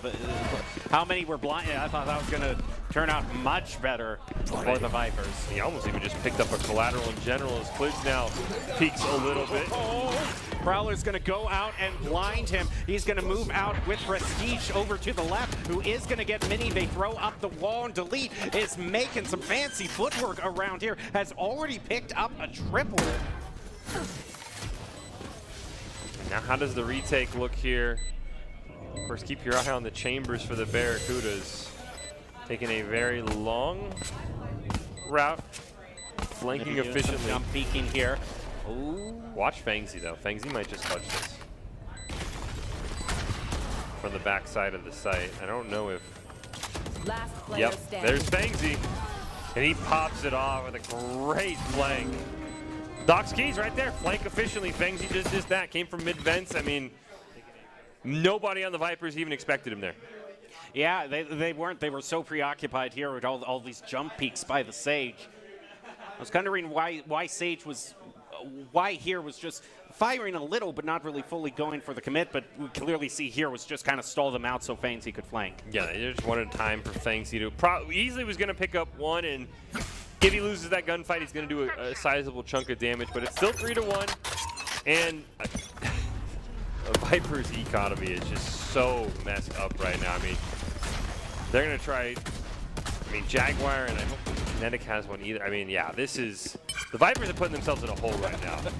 They need to get a couple of kills off this. But I have faith here. It's probably gravely misplaced, but I have faith.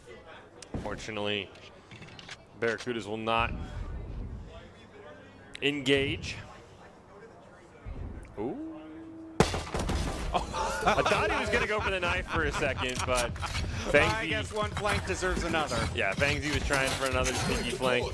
That's huge. Quids is going to be able to pick up that gun, even out a little bit the firepower. Yeah, there's a lot of sneaky plays here. You've got, the Judge, the Shorty.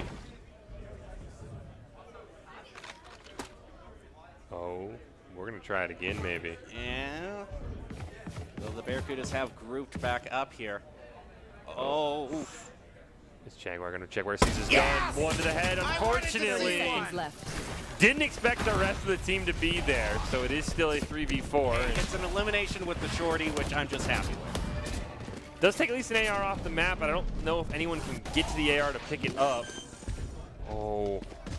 Kinetic nearly had a huge flank here onto Alice. Oh my god, Kinetic. He wins. Can he get the gun? Doesn't matter. He gets another flank on a Mini. And they're going to get the defuse. Prestige getting the kill with the Judge. It works out. The Vipers with a thrifty. Right after you called them out for not having good econ, they pull off thrifty. I mean, as you said, one flank deserves another. Redskin's this was beautiful. Redskin's pick onto Fangsy was huge. I don't think we just missed the Shorty kill, unfortunately, but this was also very clutch here. I mean, winning the showdown with the Vandal. Yeah, that was huge. And then Kinetics didn't get this gun, and there's just no turnaround. The Omen doesn't even look where his teammate just died. Mini was just kind of focused on one direction. You want to play? Let's play. Redskin right off the rip. Wow. I mean, as soon as the shorter force is brought out. Great job there. And now it's a save round for the Barracudas. But it isn't just the only thing that's being saved here. All of the ultimates that the Vipers have right now. I mean, Killjoy ult, you're probably not going to use. They plant a spike. Kinetics ult, you want to save for maybe a save round, as we've talked about, one of those ultimates that can kind of make up for the fact that you don't have a great gun. So yeah, I mean, why would you at this point? I mean, again, the Breach ult on Prestige probably going to be used to retake, though Hidden has his as well, and I don't think he'll burn it in a save round. So we'll have quite a few ults up for our next round. Kind of binding their time, and just that weight there taking out Rezkin is going to pay off. They have tied it up, as well it is even 4-4. Now they make their way on to B, but Kinetic is going to pick up one, and the Swarm Grenade also gets rid of Hidden as well. Maybe just a little bit of too eager to push on to B. Oh, that was dirty. All right, Jaguar. 30 seconds. Can you kill the lead without dying? Yes, they can. That was the Vipers' other big problem in game 1, Gem, is when they won rounds, they'd lose 2 or 3 members. And that's where things started to get really convoluted, but this time, this they don't is the lose. reason here everyone picks Vandal in Deathmatch, because you just want to have a moment like that. That's insane. This is why they play so close to the monitor, by the way. So, you ever walk past a Valorant player and they're just like face in the monitor? That's why. So you can see the tiny pixel of hair so that you can get the headshot and open up the round. But we finally get an actual real round. We're on round 7, Gem, and it's the first time we get ARs v ARs. Oh, nice flash. Right now, yeah. The guns might be even, but the sight isn't. Redskin there, back with a vengeance and throwing out another blinding, which hits the Barracudas. They are just having no vision up of mid right now. Now Fancy is out for Revengers. Look at the run. Redskin, unfortunately, is going to get taken out by Fancy. These two are going to have a battle the whole time as Rolling Thunder does get used here by Hidden. Prestige is going to just answer back with his own. I think Prestige is a bit more successful, though neither are going to pick up any kills from it. Yeah, I want to watch this Rezkin versus Fangsy 1v1. It's going to happen quite a bit. Oh, peeks around, is able to take the Prowler. There goes the Killjoy, is going to head out. Okay, they 1-for-1 trade. Oh, Glids. Finds 1, 2 off the ropes. Can't clutch for the third. Fangsy has the spike and is going to get it planted here. Now it's a 1v2. Aren't quite aware yet. They are now, but that's still enough time for Fancy to plant. Both Vipers are at full health. I don't think they're going to give enough time here, though, for him to set up his teleporter. So he's only going to have one opportunity. So if they can be disciplined here and take the 2-on-1. One needs to defuse while the other's watching. Yep. Or you double peek. You cannot give away your 2v1 advantage. He's going to see him! And 1 to the head, and the Vipers 6-1. As we'll get they'll go half defuse on Kinetic, so he has his ult, and then the other defuse on Prestige, so he gets an ult point as well. All right. The Vipers clearly confident all of a sudden. I know. Well, maybe the lesson of the day is, don't choose the stage. Because if you choose the stage, you're done. Maybe let the other team choose for you and then show them up, because that's what's happened here so far. And I'm kind of surprised the Barracudas haven't taken any timeouts thus far. I mean, we saw so many timeouts in game 1. I think the Barracudas probably just want to let this run ride here. You might see a timeout after this round. You're not going to take a timeout into your econ round. You're not really going to have much of a plan besides hopefully our pistols are better than their ARs. So wouldn't shock me if the Vipers win this round, if then the Barracudas call their timeout, look to regroup. As we finally do see a push to this side of the map. Ooh, nice orb. Flash there is going to be able to blind delete.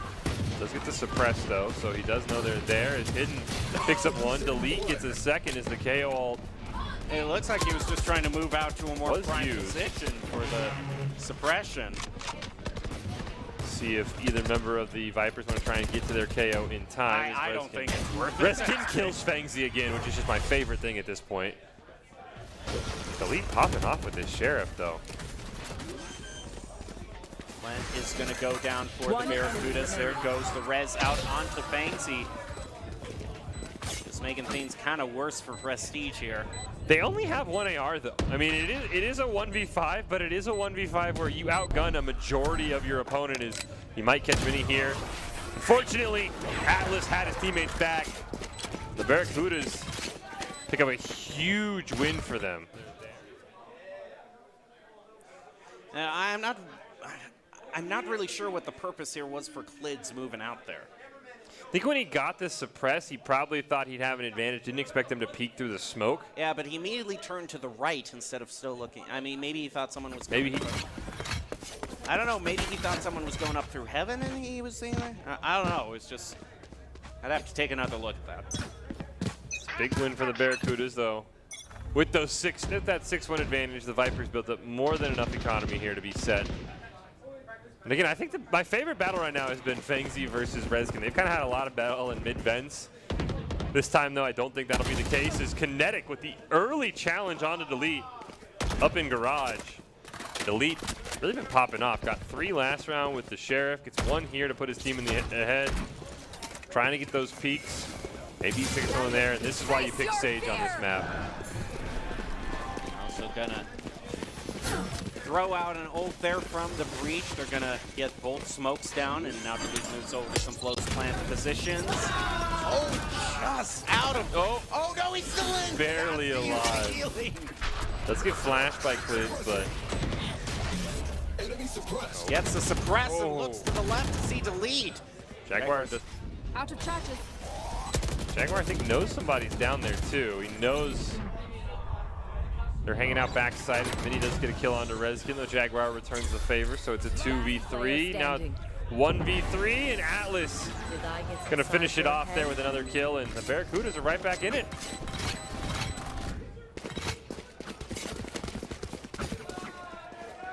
And it looks like, yeah, we are in fact going to a timeout. All right. So we're gonna probably get a minute, and we get a chance maybe for Barracudas to provide a little bit more in-depth coverage than just win or do that. So do you have anything beyond that? Anything beyond just win? Yes. Yeah. What's working really well is the adaptation for switching to the other side. We saw great resilience on the side for B. The first 2 times they went to A, without any problem, they were the sweep and plant. What's interesting, though, is no one's considering the option for getting picks through mid and then picking from there. Rezkin and Fangzy are just 1v1ing in the mid. What? I said Rezkin and Fangzy are 1v1ing in the mid. It's personal now. Oh, okay. So you have to just do knife battle, right? Okay. Maybe at this point. But yeah, I think Barracuda makes a great point. The problem is mid is such a hard place because there's so many ways you could smoke it off, especially putting Rezkin there on the Omen. You're not going to have a way where you're feeling confident in mid if you are the Barracudas, as it looks like our timeout is over. Let's get back into this. Game 2 of our grand finals here in the Valorant Rumble. Barracudas on match point. They need a bit of a comeback here. Down 6-1. They won our last 2 rounds, but the Vipers had more than enough econ to buy 3 straight rounds in a row. So they're not worried yet, though. Another Barracuda win, and things are going to get a lot more close. As we see here, I mean, yeah, we're going to look mid, but Omen pretty much just shuts down mid with his smokes at this point. But he hasn't thrown any out. He wants to get a peek shot, I think. See if somebody will peek him. If he gets scared, he'll throw one out. A little bit of util thrown out onto mid, but just kind of steps off to the side to avoid it.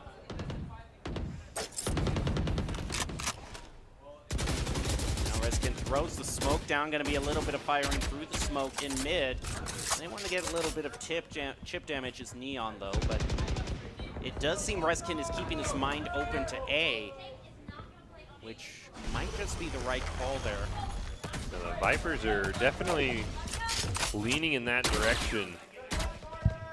Has given up the view of mid entirely, instead leaving it over to breach here for Vipers. Rezkin's he's fallen victim on those ropes so many times. He wants to make sure. Yeah, those ropes are just not a safe place to be right now, if history is any guide. 30 seconds left. Get concussed, but nothing's going to happen. 30 seconds left. Finally, the Barracuda's going to look to make a bit of a play here. It looks like that nice heaven smoke. About A is going to prove correct there, as the person with the spike is going to be moving on to A. Unfortunately, they're going to run right into some swarm grenades, and Jaguar is just going to take out 2 of them, make them drop the spike, and has a view of it. Gets a triple now, and just no time left. They're way over in mid. They can't even reach there. Yeah, the Barracudas waited so long to try and push. And I'll be honest, the Killjoys have gotten so much value with those swarm grenades. It's like nobody. It's like we haven't seen Killjoy in so long. People just forget to shoot them. Yeah, don't shoot the spike. You know, the swarm grenades. Everything that you were supposed to remember when Killjoy was meta is just evading them. And Fangsy just couldn't find her. Great shooting there from Jaguar. And Vipers would love to probably make this like 9-3, even though I know, you know, there is the 9-3 curse. I think you just want to have as big of an advantage if you can if the Vipers. You do not want to make this game too close, because the closer it is, you're going to feel more pressure as the Vipers to try and stay alive in this series. So I think you want 8-4, 9-3. That's kind of a halftime mark you're aiming for. I mean, they couldn't possibly walk into the same trap twice, could they? Oh, there we go. Rezkin versus Fangsy in the mid. Rezkin wins it. Oh, they do! They walk into it again! This time, nobody goes down to it, though they do end up losing delete. And but Jaguar is still hanging out here to do what he did last time. Is going to avoid the blind there and gets him! I think he could have waited a bit longer, but it doesn't matter as the Vipers get the last two, and it's 8-3 now in game last 2. Round before the switch. You hear it there, last round before the swap.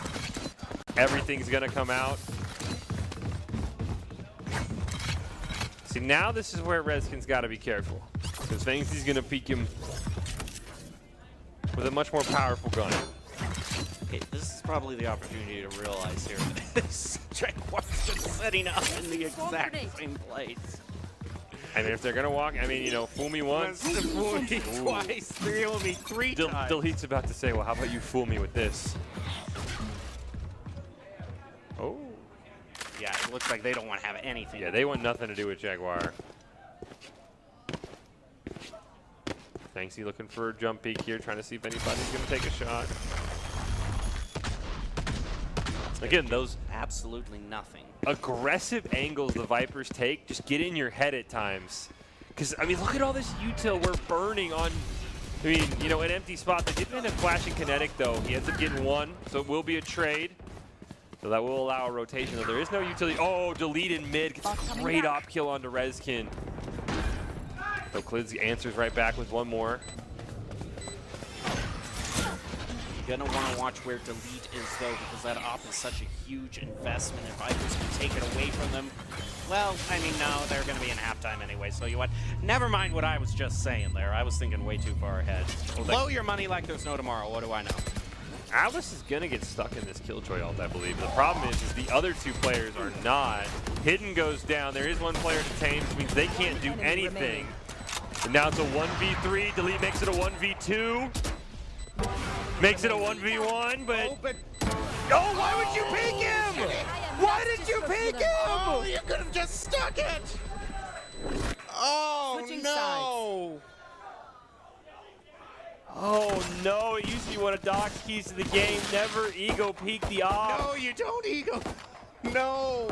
Oh, he was already halfway. He had time, too. You make the op come to you. The players' faces are going to be brought up just for the shame. Never ego peek the op. Come on. All right. And that's huge because, yes, it's still 8-4, but the fact that you got a 1v3 clutch from delete. They had the defuse in hand, too.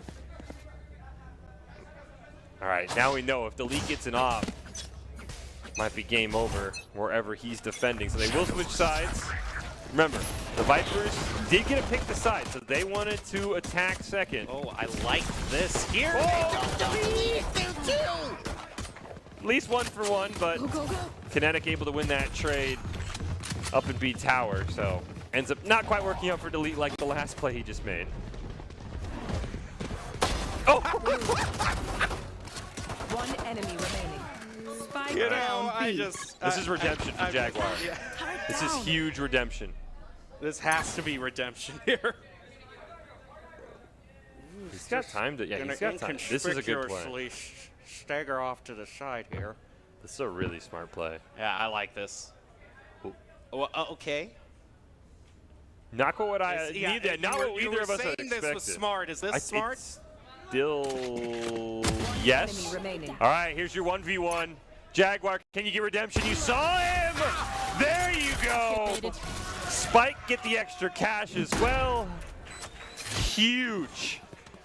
That Jaguar got it too is super important after what happened in that last round. I know, you gotta prove yourself. Yeah, you gotta redeem yourself.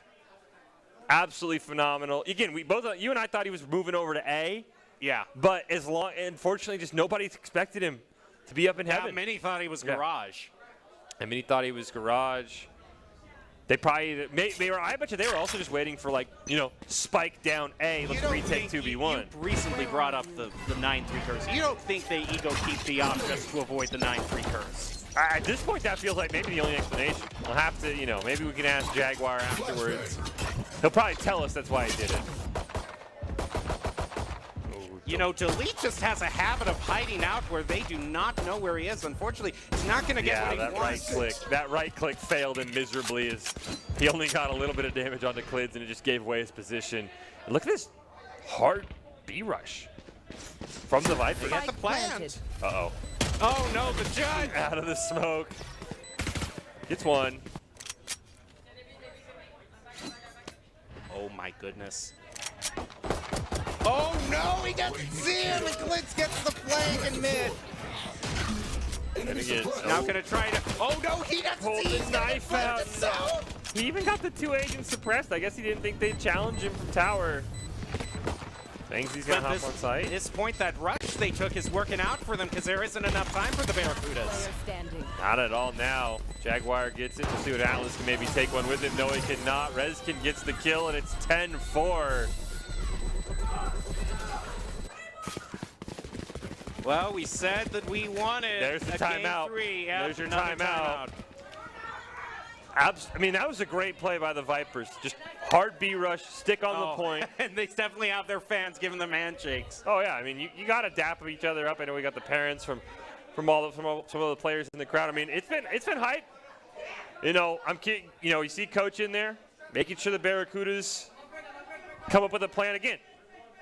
This is where, again, we talked about Tachobo there, the Valorant coach, working his absolute tail off this weekend. The Barracudas, they got to keep their composure. And I'll be honest, they did what he said they needed to do, which was be unorthodox. They tried to buy up, and it just didn't cost them, right? It cost them early in that first round, Bertel. They were down 6-1 because of that early buy up on round 2. Yeah. Also, 2 things. Apparently, don't pick the map. Yeah. And try to get on stage. Stage buff? I don't know. Crowd buff? I have no idea. All I know is when you said be unorthodox, the only thing that came into my mind is, well, ego peeking the op is sure unorthodox. Yeah, so maybe that's all part of the strategy. They took be unorthodox a little bit too literally. That's another thing too. Is we've seen one op this whole map. It was used feverishly in the first map, and there's so many op angles here. It was only picked in the 1 round before halftime. Right, exactly. I mean, yeah, I think if you're the Barracudas, I think putting delete on the op is the right call here. If you can find one more round to get him on the op. But also, as you were saying, Fish, Barracudas had their eco messed up so many times that it's not like they had an opportunity to buy the op until the ecos in the first half were all over the place. This one's been a little bit more standard here. This has been a very, very... Are they going to run it back here for the Vipers? They're thinking about it. It's crazy to me, you just get rush planted on A, and you stick 3 on, or you get rush planted on B, and you stick 3 on A.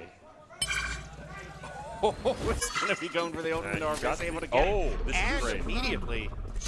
Yeah, you just clear sight. You do have to be careful. Bring them down. Throw out the Prowler. Found one. Oh, they use it to destroy the lockdown. Okay. That's good, because otherwise Atlas was absolutely dead. Yeah. Looks like they do know they're attacking, right? No one's going to challenge you mid-garage. Is this you being unorthodox here? Well, it was the Barracudas we asked to be unorthodox, not the Vipers. 30 seconds You know what? left. They think, hey, it's working out for the Barracudas. Let's just be unorthodox, too. Well, there's finally we get some action. Clids over on A side gets 1. Atlas does get flashed, however. Ooh, nice flank there from Rezkin. Now all of a sudden it's all up to Fangzy. just going to be peeking through a hallway of pain right now. He's going to get rid of the alarm bot, but that still gives information over to the Vipers of where he's going. Nice. Stall him out for a little longer with the swarm grenade. Prestige jump peeked him too, so he knew where he was. And it might just save. I think he's just gonna save here. I don't hate that. Even though you're down so many rounds, you want to try and get an extra frag. No. Fangzi was looking for a flank while he was running away. Unfortunately, didn't expect glids from the staircase. And I think you have to eco here if you're the Barracudas. And then you buy up in your final round, maybe. Yeah, you can't let it go to them being at 12 and you not being able to buy. Yeah, you can't go 12-4 and not be able to buy. Though they'll go for a half buy, at least from what we can see. Yeah, they're gonna go for a half buy. I'm out of here. All right, and off we go to the races. Immediately just going to use KO. His ability to just take everything away from Mini, and they spot Mini out. That's a good start. Where are they? Oh, this was a nice little plant spot, too. They get the suppress onto delete. So again, there's a lot of close-range weapons on the Barracudas, so a retake, a retake if they can get there, especially on this site, might be possible. I don't know, delete. All the luck to you with that judge. He's trying to make sure that does not happen. One enemy remaining. Well, okay. Oh, the flawless. That's a huge one for the Vipers as well. Match point here. Or map point, I should say. Is looking to tie it 1-1. I don't think the Barracudas have enough for an op. So unfortunately, that's about what Delete needs right now to help his team out.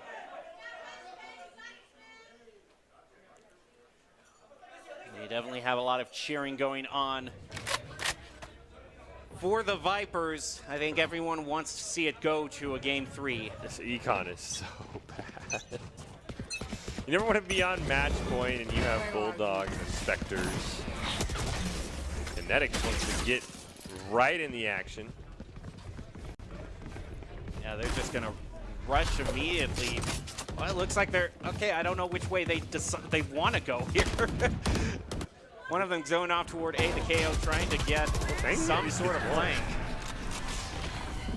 Meanwhile, it's just taking so long. Out of charges. Look at Delete and Omen. Look at Delete and Mini. Oh, unfortunately, they were able to tag. I think that was Prestige.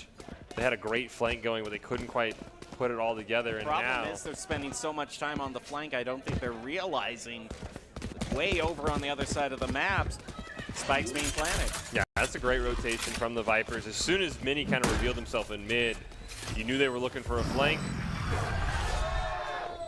Rez can get set himself up here. Really gonna start with Prestige. He's that first line of defense. If he can at least trade 1-for-1 and get the information to his team that there's multiple people coming, that'll be huge because the lead's already damaged. So he needs to win this first 1v1 here. He's not. Rolling Thunder's gonna come out.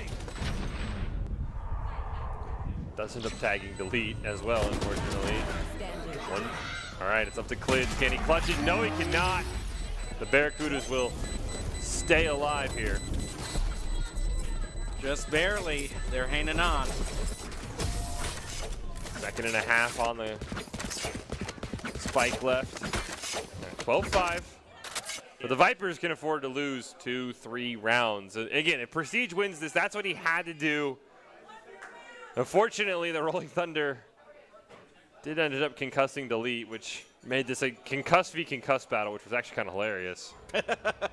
And then nice peek from hidden there, gets the 3K. Actually, a timeout is going to be brought out here for the Vipers. I like that. I mean, you're on match point, but this can easily start to get away. I mean, we saw this on the last map where it started to get away from the Barracudas once they got to match point. I mean, we almost had a threat of overtime, Baritone. Yeah, it's true. Resetting is more of a mental thing, I think, at this point, though. As you mentioned, plenty of funds to go around, can still afford the arsenal that they want to bring in the closeout round. But just making sure that they stop any momentum from that L, from that previous round, stop it right there and move forward with a little bit more confidence. I think they're just trying to figure out how to maybe deal with just a weird retake, to be honest. If that pick doesn't happen, the Rolling Thunder doesn't come out. It's a way safer retake defense. So a lot of different factors, but I mean, I'm not in any place to judge, and pardon me for saying anything, but we might go to game 3. If you cast your curses from 12-5, I'm sorry if I did. All right. We got to hold Barracudas to account if I mean, you know, it's not the most risky call to predict that 12-5 we're going to game 3. But Fangsy might have something else to say about it. Already has the tour de force out. Really focusing on Heaven right now. That might be the one spot. Look at this. Is that the Neon moving the spike way up there? That is so risky. It's already going to take out 1 and takes out 2 all by themselves while everyone else is... Oh! Spike down. So close. And now that strategy backfires because it's spiked down. So not only can Fangsy tell his team, you got to look for a rotate. Look at what you did, Barracudas. I did it for the content. For the content. The official creed right here. They get the revive too, and there's going to be tons of guns. Yeah, this was I mean, that is, it's such a weird strategy. Only one with the spike. That was a very risky play though. Did pick it up with the Omen teleport though, so did. that is one use for the ult. I guess the ult comes in handy there. Kind of baited the Barracudas the other side of the map. Oh, Clids does some great damage to delete there on the Sage. Not going to get blinded around the corner. Prestige very low on health though. Prestige and Delete are oh, Clids with a great double. 1 enemy remaining. Redskin's going to pick up the third. Now it's all up to Atlas here. He's had a couple of great 1v1s. Can he do a 1v3? Atlas is taking out 1, so now it's 2v1. And Prestige Spike is is counting so down. low. Last player standing. I mean, no, but you don't think he has the time to defuse, No. and Clids gets it off of that. Attackers win. Close, but Clids gets it. And Baratel did not jinx us. No, but go to with the way that Neon was playing, I was certainly starting to question things. Again, maybe that was the whole point, right? Because they waited so long to Omen teleport. Their whole game plan was part of the strategy. We're going to use the Omen teleport eventually. And that's putting a lot of trust in Kinetic to basically say, like, we need you to go A and get a kill. Get 2 kills. And then, I don't know if the plan was for him to die, per se, but if you die, we can just grab the spike, be at B and planting. So it was a very interesting strategy. And maybe that's what the timeout was for, right? Like, let's kind of create this different strategy to throw them off, and that's exactly what it did. So now we get game 3. So every game up on stage here has gone the distance, which is absolutely love it. Overwatch, Rocket League, and now Valorant. You can't have any complaints about how this has gone. Nope, it is turning into what a great end to this event. We're going to have to see how it turns out, though. We'll be back with Game 3 and the conclusion of the Valorant Grand Championships right after this.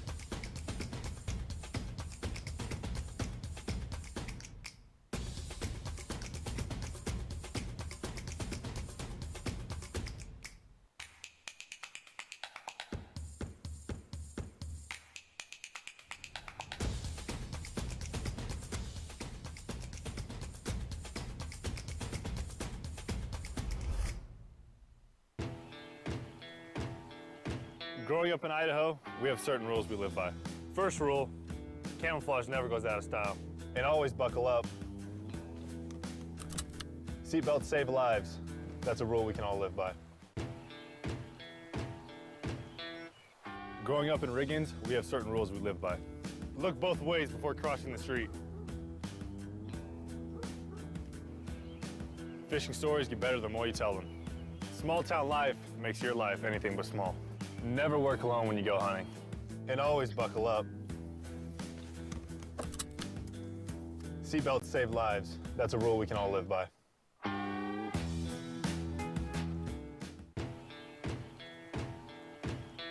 Here are a couple lessons I've learned over the years. Friendships come in all shapes and sizes. And always buckle up. Seatbelts save lives. That's a rule we can all live by.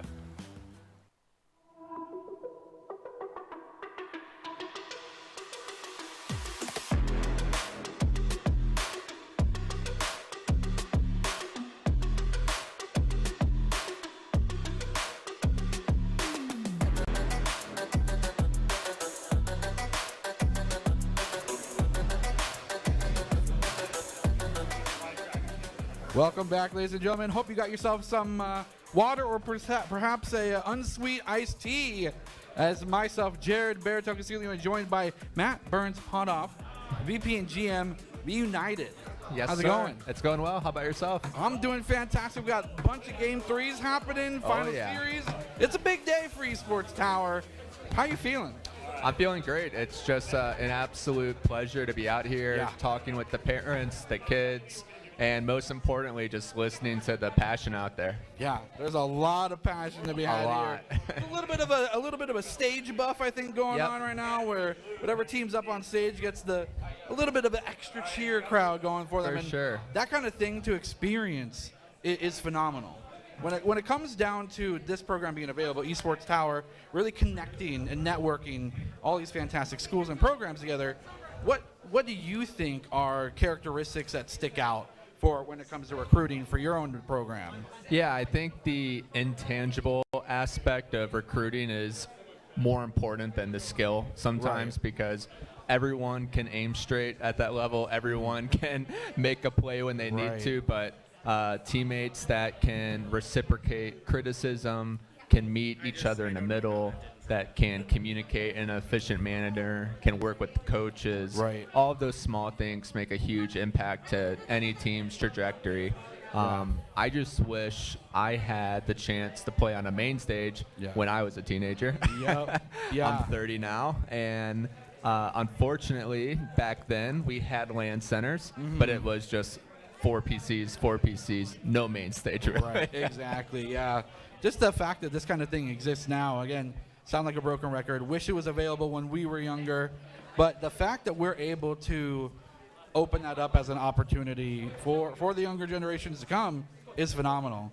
And do want to thank you for putting forth your dues to get where you are, to open up an opportunity there with United as well. For sure.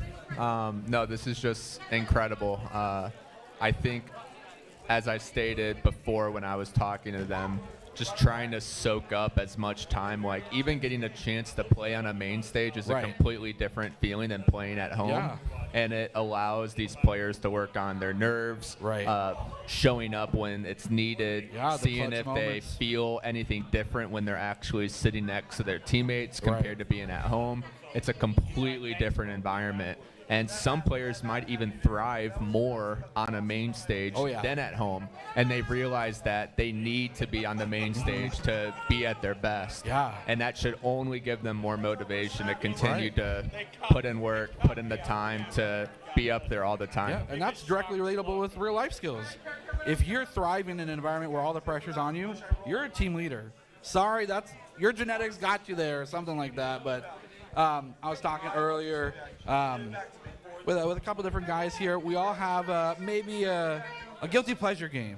You tell the boys you're logging off for the night. You're not really logging off. What are you loading up once you log offline? Oh boy, your secondary game that you like to play? Yeah, the one that you don't want anyone to know about. Exactly. For me, Plants vs. Zombies earlier. Skyrim was one of them. I used to play Hearthstone all the time. Okay. I loved it. That man right there, Jim. Yeah. He's the man to talk to. He's got some He would probably beat me. Maybe. I was spending too much money on it, so I just stopped playing. I just delete it from my phone, and then they always send you that email to get you to come back, and I'm just staying away from it. We'll give you one free pack. Exactly. If you come back. But right now it's Warzone, Halo. I'm a big FPS guy. Nice. Went pro in Call of Duty, so it's hard for me to get away from first-person shooters because I just love it so much. I love the teamwork. I love being able to make plays on my own and just respawn and do it all over again. Yeah. By far the favorite thing to do. Yeah, But you just hit the reset button. You're like, it's team deathmatch, whatever. can't do it in Counter-Strike and Valorant. You got to actually think before you peek. But in Call of Duty, you just spawn right back up and you're good to go. If it doesn't work, you load out and you come back in. I have an interesting question for you. This may be a bit of a spicy one. We all know what it's like to play games, that camaraderie, that brotherhood. How do you communicate that to potential parents of future enrollees in your program? What's kind of the talk list that you go through? Hey, this is what we're going to do with the kid. This is what we're aspiring to do. How do you get them to buy into it? I think from the parents that are here, I think this parent support's amazing. Parents are out here watching their kids play for almost 9 hours. It seems. I just flew in yesterday, and they're so connected with what's going on. Right. And I'm so envious because I wish my parents, hopefully they're not listening to this, could have done something similar when I was younger. Mm-hmm. And even for the parents that couldn't make it to this but are going to watch the stream or the film and take time to even see what's going on, it makes such a huge impact for any player that's striving to go pro, having that backbone, that family support where they're encouraging you. It's a huge perk pursuing professional play. I think the parents are really helping their kids as well. They're going to be able to even take a lot from this event and make sure that they're harping on some of the big topics that maybe the kids forgot, or maybe they were just so focused on the game. But now that the parents came here and they took notes or network communicated, they're able to really instill that into dinners and all that other fun stuff. You parents watching at home, or the ones here in the arena watching, life hack, life tip number 383 from Barracudas. You want to light up your kid's face? Ask them how their most recent team fight went. Did they get some dubs? Say, how's your ult management? Are you working on that? How's your ult economy? They will talk your ear off, but they'll be super excited about it the whole time. And that's what we're all doing it for, to be honest. Just the passion. You could also buy them a new headset or controller, and that's a good move too. Get some. I see people wearing kitten ears. Get the headsets with the kitten ears on them. I need a pair. Everyone's rocking it, you know. It's a good look. You look pretty good with some ears, I think. Maybe on top of the hat. Yeah. Yeah, it's got to come through the hat or on top of it. Fill my bald spot that's just forming a little bit. That'll be helpful for me. Fair enough. It's a veteran badge, the bald spot. Why do you think I have long hair? Yeah. So if I get there, I'll just cover it over like that. Well, again, it's Jared Burns here bringing to you possibly the final interview of the night. I don't think so, though. But some spicy stuff coming up later, but not as spicy as this final Game 3 Esports Tower Valorant action. Stay tuned for the grand finals. Here are a couple lessons I've learned over the years. Friendships come in all shapes and sizes. And always buckle up. Seatbelts save lives. That's a rule we can all live by.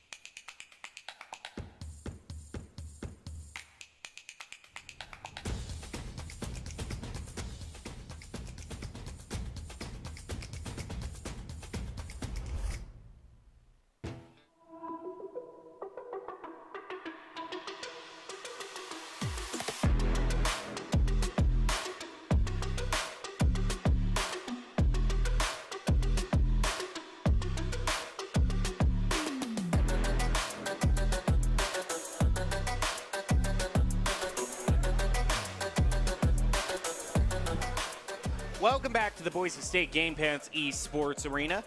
We are currently at the conclusion of our Esports Tower Rumble event in Valorant. The Vipers and the Barracudas both facing off against each other. These two teams having played over 4 days to get to this grand championship. And it is looking like it is going to be the closest of close games, as we have, in this best of 3, seen 1 win for the Vipers, 1 win for the Barracudas. Now we are going to Game 3. I'm your host, Jacob Jem Palmer, joined by Michael Fish Fisher and Baratel's left hand right now. And it has been a very great night so far, Fish. Now we are moving on to the third map, which is Ascent. What are your thoughts on here? Yeah, I mean, Ascent, another one. I mean, they really just did a great job of picking all of the classic maps for this matchup. So I'm excited to see again. It's hard to say because now we, for the first time, kind of have both of our, win conditions working against each other, right? We talked about how the team on the stage has won both the games, but it's also the team that hasn't picked the map has won both the games. But now the Vipers are on stage and they picked Ascent, so one of those has to kind of go out the window. I'm really excited to see. Again, talk to the coach, Coach Chobo. He's running around trying to keep these players hyped, trying to get everybody on the same page. Asked him what's going to be the things to watch out for in this Game 3 for both these teams. For Barracudas, he said they got to stick to the game plan. He says they got to maintain being aggressive, which we saw. It really backfired there at the start when they tried to buy up. And he said they just got to have a little bit more discipline when they're on site, when they're trying to hold the bomb. And he said for the Vipers, they've got to use that momentum from Game 2. He said they are absolutely jacked right now. They've got to regroup. And he did say, play around your coordination, play around your smokes. He said the Vipers are a little bit more coordinated right now than Barracudas, so if they can stay coordinated on Ascent, he thinks they'll take it home. But again, both these teams have a way in. This is probably, I'm hoping for almost overtime at this point because I think both these teams are so incredibly close. I think Split, as soon as they tried to buy up, everything just went right out the window for the Barracudas, and it put them in such a hole. So I think this round will be a much more closer, and we'll see aggressive plays for the Barracudas, but not nearly as round 2. Let's try and all go Spectres and pull off a crazy play. Yeah. One other thing I got to say that I think is going to be great if this round goes on long is this isn't just a Valorant event. We've got players playing in Overwatch or Rocket League, but if games go long, then what tends to happen, what happened yesterday in Rocket League, is all the other players get finished with their games and then crowd into the arena, and you got a bunch of players cheering each other on, and it gets loud in here. So I hope this goes the longest it possibly can so we can have the most exciting finish. But one of the ways that both of these teams can guarantee that they get to a finish and perform at their best is by following Doc's keys to the game in Valorant. And that's to flank effectively, spend and peek wisely, count cards and call abilities, and click heads, of course. It's just that simple. Just click heads. Doc's Keys to the Game brought to us by Esports Tower. Score Pro advice at esportstower.com. Improve your game sense, improve your team play, and improve your performance under pressure. You'll get matched with great players and professional coaches to help you rank up. So we were talking here. We were moving on to Ascent, and I want to get Baratel's thoughts on this. Just Ascent, certainly a classic map. It's personally my favorite. I think this map has a lot of ability to highlight skill. Obviously, we can see that these two teams are performing at X level when it comes to the gun game, but the strategy really kind of follows suit. We saw mid be dabbled with 1v1s. That's a huge alley for opportunity for either team to either break or stronghold the entire map. So we'll have to see whether or not that's going to be the pick. As we talk about picks, not seeing anything different. What I would like to see is Yoru. I'm a bit biased. You're not going to see Yoru. We're not going to see Yoru, but I would like to. I do want to say we do see the Chamber pick being brought in. You were talking, Fish, on Haven.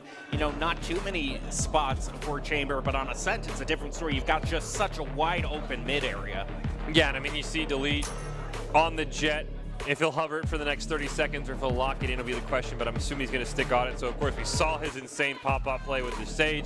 You can expect Delete to be on the op at some point in this game if it goes the Barracuda's way. Meanwhile, you've got Kinetic on the Jet. Would not be shocked if he's going to pick up an op here as well. So that'll be a fun little battle. I think the Chamber, as you pointed out, Jem, does have a little bit more openings. Sova for the Vipers is a very interesting one, especially on Ascent. There's so many angles, especially in that B elbow, where you can just pick up an Odin and spray people down. Very, very curious to see how they'll kind of handle that as Delete wants us to sit here for 30 seconds. The Jet will get locked in, and we're ready to go. Both teams going for a double initiator comp here. Yeah, I mean, I think that initiator comp fits what the Vipers want to do. They want to look for flanks. They want to be the ones to make first contact. But again, as we said, I talked to the coach. Chobo said, the Barracudas need to be the aggressors, so that makes sense there as well. And I do like Prestige back on the sky. I mean, it was a menace on the sky, I think, early spring of this year, and has some absolutely insane sky plays, especially on Ascent. I remember him and his team having some crazy, like, 13-1 games on Ascent, so I love to see he's back on this pick. But, again, the Vipers picked this map. No team that's picked the map has won yet, but no team up on the stage has lost either. I'm expecting a lot more ops on this map than we saw. Yeah, Delete and Kinetic are going to pick up ops. If one of them starts rolling, I would not be shocked if we get like a round 4, round 3 op. If you can really get a bunch of kills, I would not be shocked if either of them lean in that direction just to start to get the momentum going for the team. I hope we get to see it on Kinetic. I want to see like just an absolute pop-off and the Vipers start to have that momentum because, of course, Fangsy's going to have his own version of the op, so Delete doesn't have to be as forced. So I'm hoping we get like a round 4 op from Kinetic. Hard save until you can get it. Have some initial peeks onto mid while Delete arms that dash. Ready for someone to come through. It's going to pick up one and easy to go away. Starting things off right. Just a great job, as you said, primes the dash. Kinetic going to try and do the same thing maybe, but he'll just end up picking out. He did take a little bit of damage as well from that great shooting by Delete, and I think that's going to be, it's going to be a reset here for the Vipers. Puts you at a disadvantage, burns your ability. Feels bad moment, but you got to play on. Now at this point, they're going to regroup together. And like they're probably going to push through A right now. The key thing is that only Sova is watching over mid. He's not even doing that right now, so it's wide open for them to move forward. And mid a little bit harder to hold down in these early pistol rounds. You don't really have the greatest range on your guns, though. So this is going to be a very tough. I mean, and they know. Yeah. Oh, yeah, they're just going to throw out the jaw, immediately just force him to retreat there. If they just conga lined into that, that would not have been. That would have just been disaster there. They are able to take out Mini, make their way onto the point. It is still tied 4-4. Spike planted. They're going to get the spike and set up their post plant.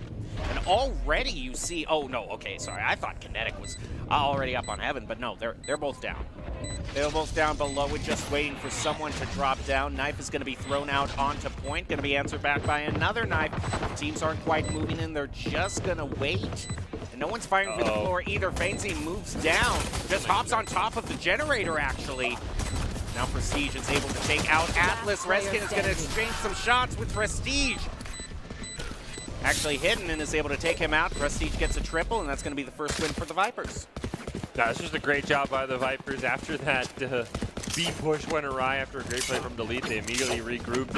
And following the dog in through Garden was really what kind of opened this one up, because usually you just want to send the dog out, maybe you'll get a concuss, and then you push. But by using the dog almost as bait, they had a pick. Hidden had a pick. Do I shoot the dog? Do I shoot them? And that kind of opened up this whole site for them. That's always the tough part in Valorant is you can't aim between people and have both targets be hit. You have to choose one or the other. Nice knife here by Hidden. Oh my goodness, that's if he didn't jump, that was a headshot from Kinetic. Already bringing out the Marshall here. We haven't seen many Marshals. Usually, sometimes in past Rumbles, these ET kids are all over the Marshal just trying to headshot each other. But this time, first one we've seen all Grand Finals long, and a fantastic job there. Again, if Hidden doesn't jump peek that, he's dead. And right now at 21 HP, he's still not in the best position. Let's right now keeping an eye on B, but it's not quite going to work out for him. Yeah, it's just going to move with the other team over to A. But they are moving very slowly here. It's going to be Mini who mainly has the sightline over them. Kinetic. Yeah, just checking that angle. Peek with the Marshal. Wow, Delete has been so patient right here. This is not going to move across mid for right now.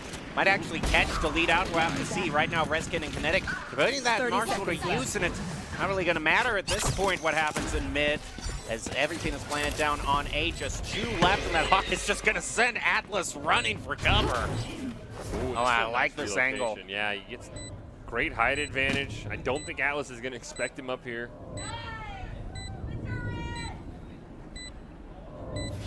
Gotta come with something. Oh, nice job, Fangsy does spot it. Oh, there's a double peek. And that's a great double peek from the Barracudas. That's exactly how you got to play that situation. He has his dart. Also, he's going to throw this out. The Hawk is going to blind them, though. Blitz is able to pick up a double and end it right there. That's a great blind for Prestige and Clids, who's just been hanging on the backside of this push the entire time. Finds his way up into heaven and just gets a great double kill. Yeah, you know they're already pressured for time. They have to defuse the spike right now, so just delay him with the blind. Make the timer work in your favor, and there you go. But now's the time when things really happen, because everyone's supposed to have their full buys. I think I saw a ghost there. Yeah, still holding on to a ghost here. It's been really unusual purchases this match. The big thing is, I think Kinetic decided to upgrade instead of just using the Marshall in the bonus round. So that, of course, is going to take some cash away from somebody. Maybe Clids is saving for an early op. Actually, I bet you that's the play. But we'll talk about that in a second. Here, is they flip the script. They go right on to B, and they're going to take just straight control of this fight. Immediately just moving on there. Clids throwing out a bit of a blind there. He's going to head back into Boathouse. Meanwhile, all the Barracudas rotating up mid-market here. This is going to be a tough... I mean, already the Vipers have such pressure onto that doorway through mid-market that it might be hard to push through, but there they go. They make their move. They're actually setting back a little farther, waiting for them to go on to B itself. Kinetic gets one before his life gets traded out for, but again, time is against them. Ooh, Kinetic picks up the gun and gets one. Jaguar with the Guardian gets a nice headshot on to delete. 2 on 3, and they don't have time. Yeah, they don't have enough time on the spike. Maybe get an extra frag.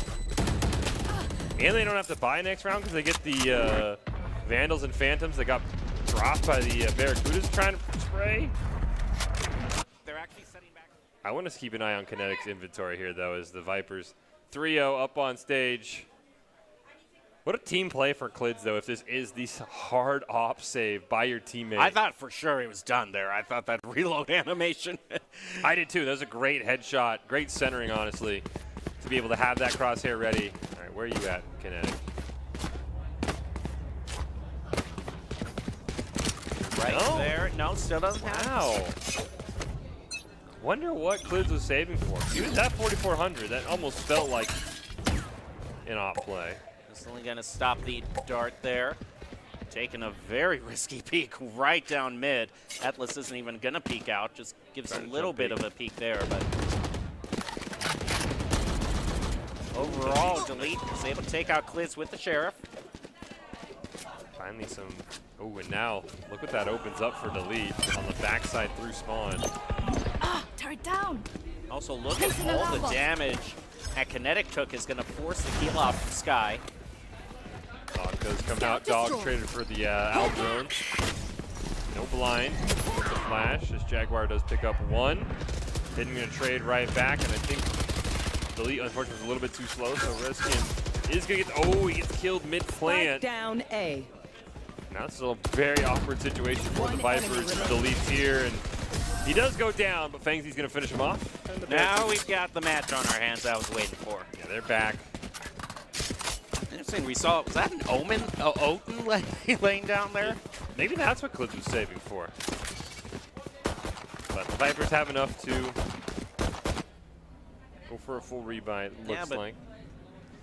It's kind of an interesting pick there, because normally if we see an Odin on Ascent, then it's the defender holding on B. Yeah, maybe thought he could try and spray up onto Heaven. I mean, I'm all for it. Any opportunity to see the Ares or Odin, What lineup do you have here? Get out of my way! Apparently not one that's going to do too much right now. Kinetic is going to rip the knives. I mean, look out here for this KO here on Dogwalk right now. Might be able to... Oh, I think he just clips Kinetic a little bit and he's going to get some shift damage. As we're raiding right now. Everyone's still holding out kind of right in B lobby. No real attack yet from the Vipers. They're going to throw out the dog. Just see how mid-market is. See if they want to push that. Probably going to... They should see the Sova. Yeah, I'm almost positive they saw the Sova. Kinetic going to go high with the knives. They do get the blind. Oh, barely. Oh, Kinetic can't quite finish him off with the knives, though. He doesn't have anything after that, so now it's just down to a classic and 30 health. Meanwhile, Hidden picking up Clids, traded back by Prestige, down to 4-4. They make the decision to rotate over to A, but Mini's waiting on A and is going to take out Reskin right there. Turns over to the right, but doesn't realize they're still behind Generator. They're going to take him out, and I like the Seekers as well as they plant. Yeah, that's going to be great information. They're going to know a couple trending over towards Heaven. They'll keep your eyes on Delete through Garden, potentially.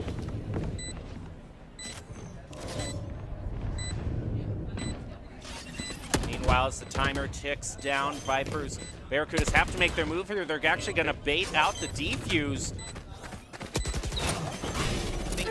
Oh man, okay, now the swarm grenades go out and they're able to barely win that. They're going to have enough time. Woo! Great job, barely 29 HP. I think they were able to shoot one of the swarm grenades on Spike. Barracudas win, and it's 3-2 now. All right, it's always, we're talking about Fish as the first time out starts here. What we were kind of most nervous about was in game threes, or if it goes to the last game, sometimes it tends to be a stomp here, but it doesn't look like that's going to happen, thankfully. Yeah, this has been, so far, early close rounds here. And again, I like this timeout here by the Vipers. Figuring out what they want to do because their econ is about to become seriously indebted here after this round. So I think they're probably going to discuss how You're just like the accountant this round. I mean, you know, you're ruining everyone's day by saying, hey, you're really in debt here. Your econ's not too good. But what's Baratel think right now? What am I thinking? What a great question, Jem. I think this is awesome. No, but for real, when it comes down to it, I think that these different comps, the Jet offering the Vipers a huge opportunity for momentum and momentum control, synonymous with the Neon, but maybe a little bit safer. We saw them pop off with the Marshall. I wonder how long it's going to take, how many rounds until they consider getting an operator, watching these long angles through mid, making sure no one can peek through cat, or maybe making sure that Heaven's clear on A side. That's a huge amount of opportunity. I think that maybe Viper is pigeonholing themselves by going towards A and kind of forcing it, at least through A main. We haven't seen many tree room plays. We haven't seen any plays through pizza and mid. So a lot of opportunity, a lot of wiggle room. Just needs to see some adjustments. Going to head into round 6 now. Vipers lead by just 1. Immediately that Omen throws out the smoke onto mid. It doesn't even look like they're interested in peeking that right now. They're just going all for A. Yeah, I mean, back-to-back round wins for the Vipers. I mean, you have to start assuming, okay, is there an op? Is there something scary in mid that we don't want to deal with? Is Hidden got a great knife, but he checked the Omen smoke, unfortunately. Mini can't win up in Heaven either. Now this is a free sight, and now it's the retake here for the Barracudas. Liz has the opportunity to plant below Heaven, but is actually just going to hop up right there. Certainly has enough time for it. Fancy is going to try to get a wall bang. Suspects someone's the top of Generator. He would be right, but he doesn't get any chip damage. Meanwhile, the alarm bot is triggered and swarm grenade goes out. Barracudas still haven't picked up any sort of pick that would make me think that they can defuse this. And with that, Atlas, he's got an Odin and a Dream. Well, the lead's going to help him out. My goodness. He's going to pick up one more. All of a sudden, it's a 2v2, though. Both members of the Barracudas are incredibly low health. The lead will be the first one to fall. It's all up to Atlas with this Odin. And yeah, this is the right call just to make a save play. I mean, that's not a long-range gun, so don't try to force something that just can't happen. Didn't even look for the exit frag. Just simply wanted to get out, save that Odin. That's a huge investment as well, so you don't just want to throw it away after one round. All right, the Vipers coming off the timeout make a great play. Really a couple of great shooting plays. The fact that Mini couldn't quite win that 1v1 up on Heaven is what turned things around, and Hidden unfortunately checked right as the Omen smoke came down. So I think he got a 4-man knife, and that's what he was looking for, but he did not expect the Omen smoke. All right, heading into round 7 now. Vipers opening up a little bit more of a lead, but we see Barracudas desperately want to get this round back, as evidenced by them already bringing out the tour de force. Yeah, just like we saw with Jet, great guns, great ult, kind of basically save everything, pop the ult, not have to worry about money investment. While they're thinking about mid, Flash is going to blind some of them. Throws it out of the smoke, but they fire through the smoke. Reskin is going to get the first pick onto Delete here as they move forward. Okay, we hear the Odin just kind of spraying out there from spawn, but it's not doing too much. And ton of damage there. Taken out by the force. Oh my goodness! Another one. Spike down B. That's spiked down. I mean, sure, just wait. Does get taken out. Fangsy's good challenge Prestige. Resident's going to get him, and now it's a 2-on-2. But the good thing is that the Odin's already on site, though, and can just watch over the spike. Oh, okay. 30 seconds left. Mini was trying to bait him out. No blind for Prestige. Now all the util gone for that Sky. Oh, he's able to catch the KO. It's a huge flank. He's going to challenge him. He gets the kill. The Vipers claim another round. 5-2 here in Game 3 of the Grand Finals. Now there's the thing where they spent so many resources there trying to get that win to make it 3-4. Now that it's 2-5. Really going to be the do or die moment for the Barracudas here. The thing about the Barracudas is they do have 2 agents who can pop ults to make up for low economy. And I expect that's going to be exactly what happens here. Oh my goodness, it's just a it's an intense rush through Fish Market. He does not want to jump peek that. You should run. Gonna throw down. Classic spot necessarily for the Killjoy. Hoping to clear out all of B. There's still that corner in Boathouse there, which is looks like where the Barracuda is going to take refuge. And is waiting with the knives as well. He's able to get him, but not able to turn around fast, so it's going to trade 1-to-1. Klids also takes out Fantasy. So now it's just 3 left for the Barracudas. Enough time for the Vipers to plan.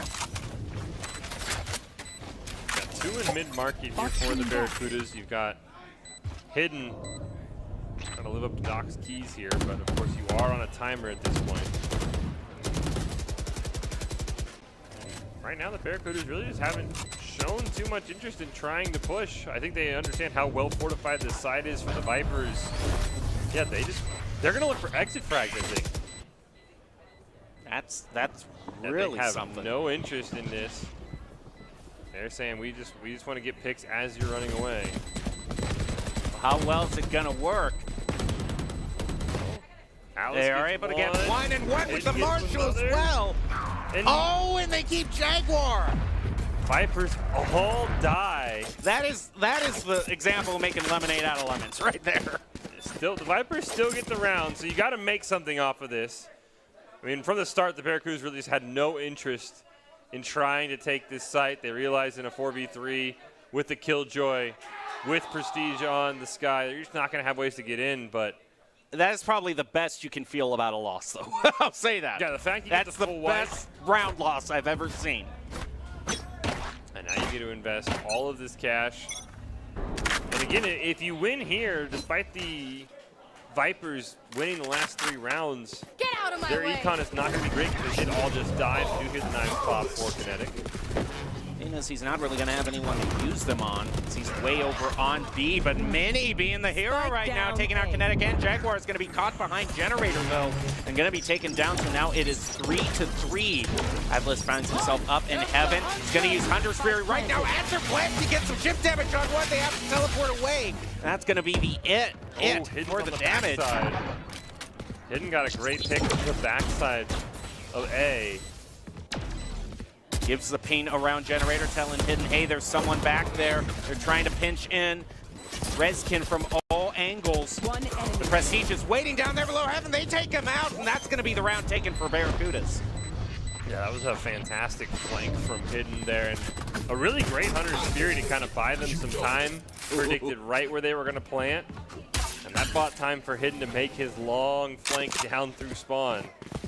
Really good play there by the Barracudas.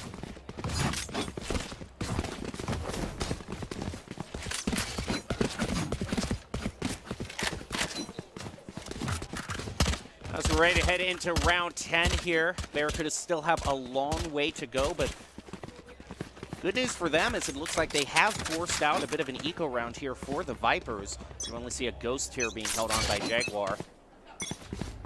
So yeah, this is either going to be a spectacular thrifty win for the Vipers, or they're going to bring it just within 2 rounds again. And that was kind of, this is the consequence of the Vipers winning that round but losing every player, as their econ took a ginormous hit. We always talk about winning the battle but losing the war, and this probably why the Barracudas were just focusing purely on exit frags here. Now that they know they have the advantage. Problem is they're looking the wrong way as they move through mid-market. No charges. Kinetic does get a kill, is able to pick up the Vandal. Onto the player he took out with the Sheriff, and definitely even up down B. the gun advantage, but unfortunately they lose the Spike. Overall, the gun advantage is still working out for the Barracudas. Well, not if you fire like that. 1 enemy remaining.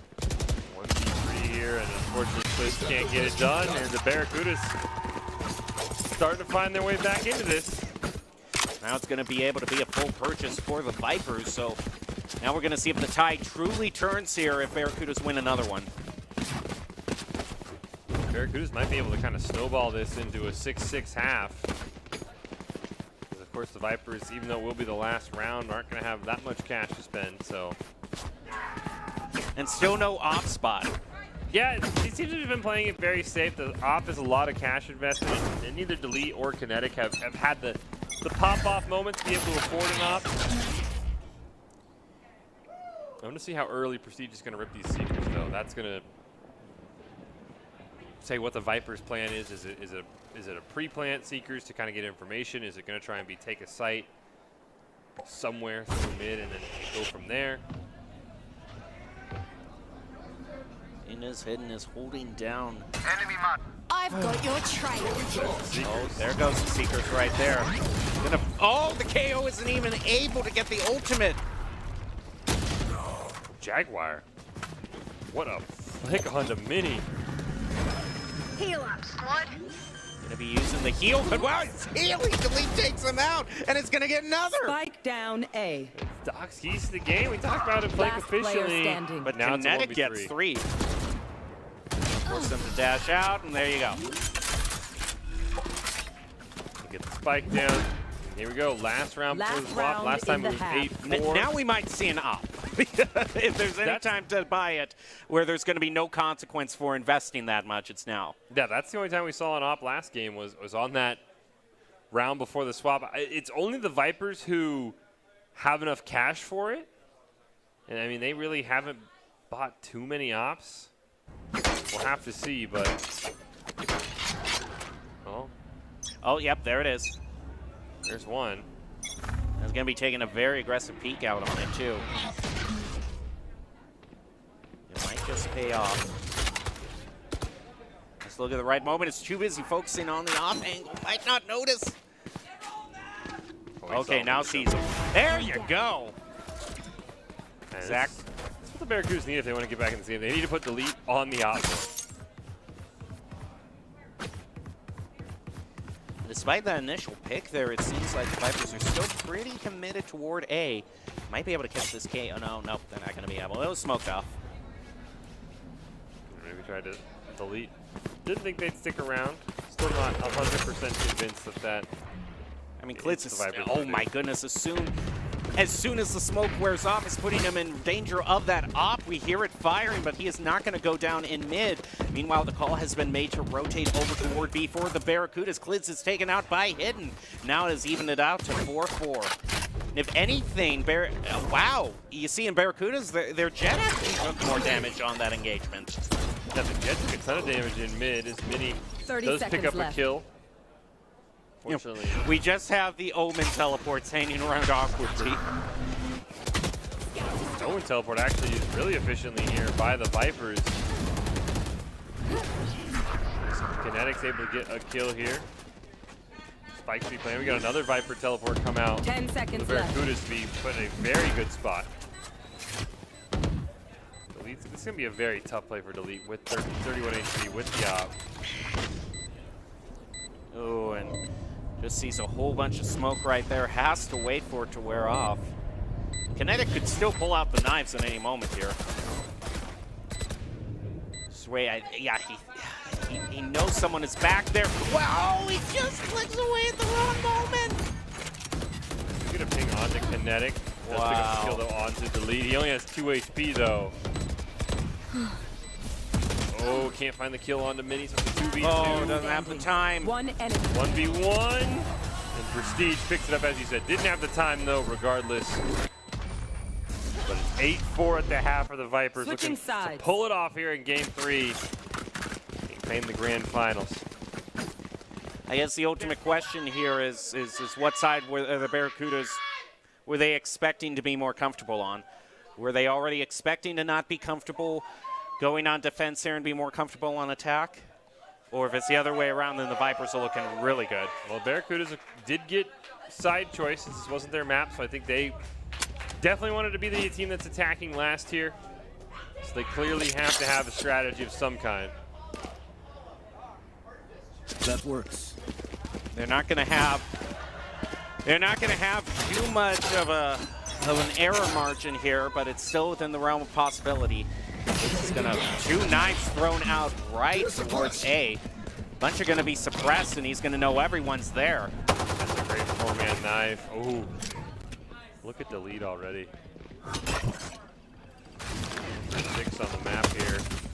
Oh. Bunch of fighting going on in mid right now. Delete is taking a whole lot of damage, but might have their eyes on that old orb. It is still smoked off, A. Flintz has a great side up here on Heaven. As soon as this smoke falls. He actually has the knife just right back charging. Both of them do. Not that it's going to make too much of a difference because a lot of women. Actually, if he's able to knife Delete here, which he is, that means Delete's much more trouble pushing through, and they're just able to delay more. Surprised we haven't seen a rotation yet for the Barracudas. They tried it, but they just dashed right on site. Ooh, I like that line. Clids didn't. Oh, he's got to reload, and unfortunately does go down, but not before the Vipers get 2. 30 seconds left. They would love to win around here. There's this awkward smoke here, and Delete with not too much health, but is able to at least take 1 there. But a dash over from Kinetic is stopped by Hidden, and there goes the shorty to finish it off. Vipers 4 rounds away now. Start that shit here, mate. Oh boy. Now it's really getting hairy for the Barracudas. Yeah, the Barracudas are going to have to find some way to get aggressive. Yeah, no. I agree with that. That's a really good call. I mean, you're on map 3. You're down 9-4. I think it's a really good timeout. And one of the things that I've got to be thinking that plays into the mentality here is that with the way it's been over the past 4 days, Rocket League has a tournament every day. Overwatch has 2 tournaments, so if you lose the grand finals in those 2 other games, there at least you can have the chance. Oh, we'll have a chance later on. Valorant, this is the only grand championship we're having.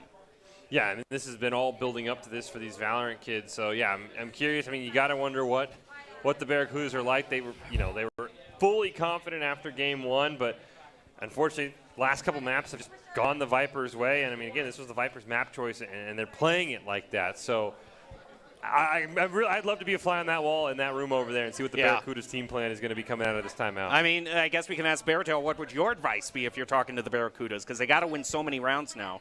I really do think that they made a really good attempt at mixing things up. When it comes down to this map in particular, when it comes down to these 2 teams, it's AR v AR. We saw some cheeky shotgun stuff play map 1 that ended up working out somewhat well. We've seen 2 operators, maybe 3 at the most, this entire series. More operators for picking off things in the mid lane.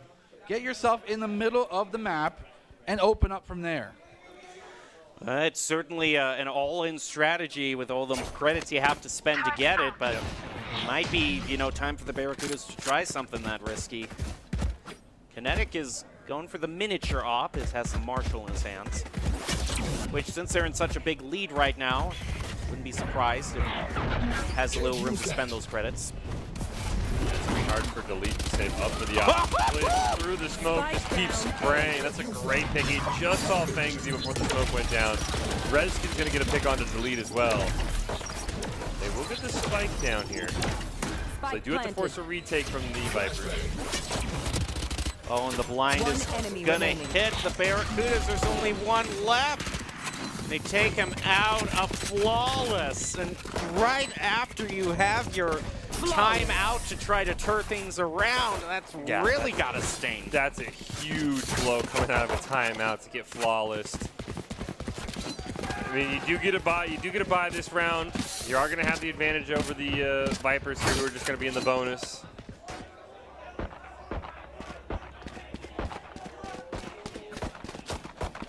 All right, I'm definitely hearing a lot of excitement from a lot of the other players. Oh yeah, everybody's excited here. It's a huge round for the Barracudas. I mean, if you lose this, I mean, you know, after you lose the pistol round, flawless is never what you want, but you were not favored at all in that last round. But if you lose this to a Marshall and some Spectres. Delete has taken a very risky peek here. Up through here and just gets bailed out by that smoke. Almost gets flanked there. Delete has had a lot of aggressive angles. Sometimes he's just been a little bit too behind the play. If he's just like a hair faster, he'd get an absolute huge pop-off moment. So he's going to get a nice smoke from the Omen. Just moving right across that smoke. This Killjoy has so much utility set up here, right outside the doorway. Gonna detect and throw out those booby traps, and Jaguar already taken out two. B. Spike's gonna be down in B, but Delete takes him by surprise and makes it 3-3 again. It's still within the round possibility, and Delete is coming through right now. Jaguar is down to half health, and but he looks... Okay, Fanseed is able to take out Jaguar, so Delete can focus on the point. Stage now in a 1v3. The dog went out. I don't think he saw anyone with the left. dog. Now, if he can get a kill off-site, he is going to have the Seekers up. So if he can find one pick, then he can rip the Seekers. You can find out where they exactly are. Well, there's that. Way you do that. There's the Seekers. Oh, my goodness. Great blind on the Fangzy. I don't know. I wasn't too fond of that moonwalk strategy there, but... whatever, it's just gonna try to jump peek right here out from Boathouse. Force the last Hawk out. Now that Hawk has gone Prestige, might be able to actually do this. Win a 3v1, are you kidding me? Oh, he's got to peek Fangzy. Can't quite do it though. Just guessed wrong. Barracudas hold on. Yeah, but oh man, they're just barely holding on right now. Actually, looks like we might have a tech issue right now. So kind of a de facto timeout, if you will. It does look like we have had a bit of a tech pause here. So close. So close. I mean, if, again, you're in a 50-50, you've got to guess which way he's going to go. Had the health advantage, but a great peek by Fangzy. The Barracudas stay alive. Yep, and now you can kind of see playing out behind us is what we saw. We're getting some more people crowding into the arena as the night goes on. Yep. And if this match, if the Barracudas are able to keep this going, they could have a very big cheering section. Yeah, I mean, I think it's going to be interesting to see how the map is going to go here, and I'll be curious to see. I think the Barracudas still got a long way to go, though. That's just one round, and it was still very, very close. Right. Barratel, are you seeing any difference in that Barracudas win that makes you see some hope for them? Yeah, definitely. It's completely noticeable. These two teams are suffering from the longevity of going through the gauntlet. They're getting fatigued. They're making more risky plays, whether or not out of desperation or just pure courage. But then the responses are either right there, spot on, or sloppy because of the fatigue. This is a tournament. First time in person, these kind of events, they do have a mental and emotional toll on a player, especially when it's going back and forth like this series has been so far. So, I mean, it's going to show the true grit of whatever team pulls out ahead. So far right now, it's the Vipers, but there's still a lot of promise to show through the Barracudas. Yeah. I mean, Fish, you definitely saw in both Rocket League and Overwatch a little bit earlier in this event. We have seen players get fatigued and burn out, for lack of a better term. Yeah, I mean, I think once you're up on that stage, though, I think you just have that extra burst of energy. And, of course, with the tech pause, you can grab some water, you can grab some sugar, whatever you need. So I don't think these kids are going to be too boomed. I think Valorant suffers a little bit that we couldn't go best of 5, and that's when you would really see the fatigue come in. But it's just such a long game. So yeah, I think these players are going to be ready to go. I mean, it is interesting, you know, whatever that technical issue is, depending on how long it takes, that's where you might see the fatigue come in. Because right now you're running on adrenaline for both these teams. But if this is 10, 15-minute pause, that's when you can start to have just like, you're just going to be so drained, and the game was basically the only thing keeping you going. So I'm curious to see if this pause does happen to drag on, what will happen. I mean, I will say that the clock has just ticked over to 3 hours since we started broadcasting, so you got to be starting to feel some of that building up right now. But it might be even more time, as we are not quite sure how long this tech pause is going to go on here. So I think we're going to take a break and get everything straightened out. But Barracudas might have some life in them. They did win that last round. We'll see if they can even things up right after this.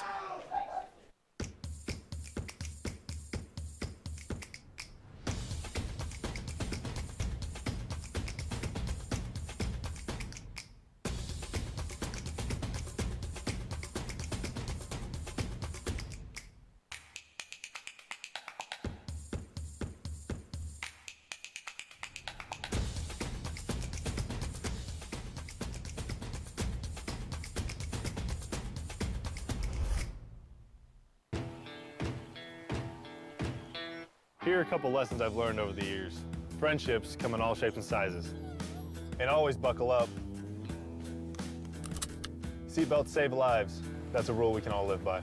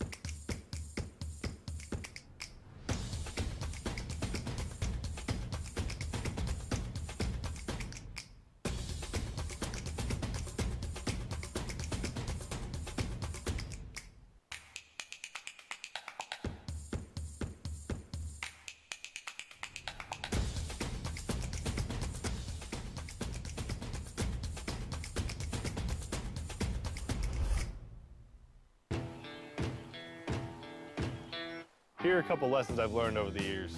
Friendships come in all shapes and sizes. And always buckle up. Seatbelts save lives. That's a rule we can all live by.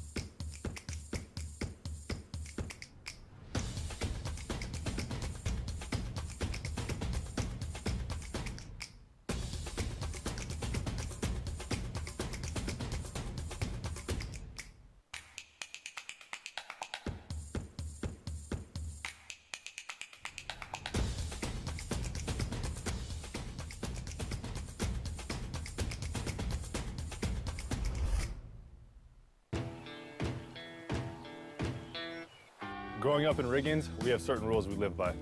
Look both ways before crossing the street. Fishing stories get better the more you tell them. Small town life makes your life anything but small. Never work alone when you go hunting. And always buckle up. Seatbelts save lives. That's a rule we can all live by.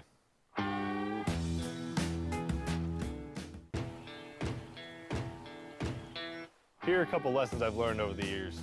Friendships come in all shapes and sizes. And always buckle up. Seatbelts save lives. That's a rule we can all live by.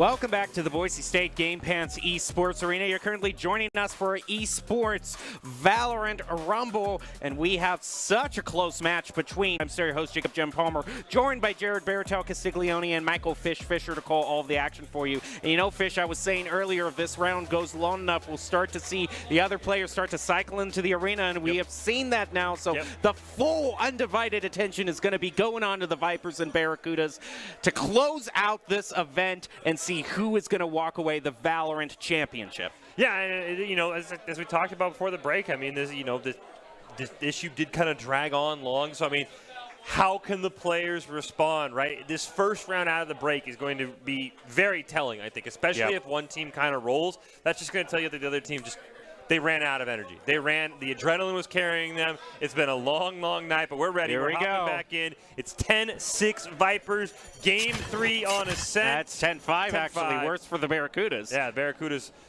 They got 3 strikes. It's like they're playing baseball. 3 strikes here. And let's just say, Kinetic, I see you. I see that on my screen. Here we go. All right, here we go. We're going to start out this match with M going through Fish Market right here. The lead is going to go right. Oh, my goodness! Oh, are you kidding me? The Guardian is going to wallbang them through. He predicted that beautifully. Predicted the alt orb perfectly, and now the Barracudas are split up. Where are they going to reconvene is going to be the question. And don't forget, Kinetic, he's got it off. That mid is going to be a very scary push here. Uh-oh. Number 6 on that mini map here. Could be a slow motion disaster right now.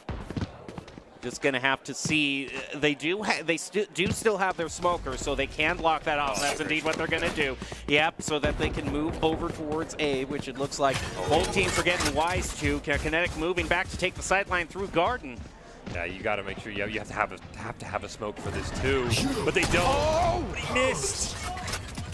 Another chance. There it is. Hits him in the tootsies, and that's going to be enough. Oh, wow, they get it flawless.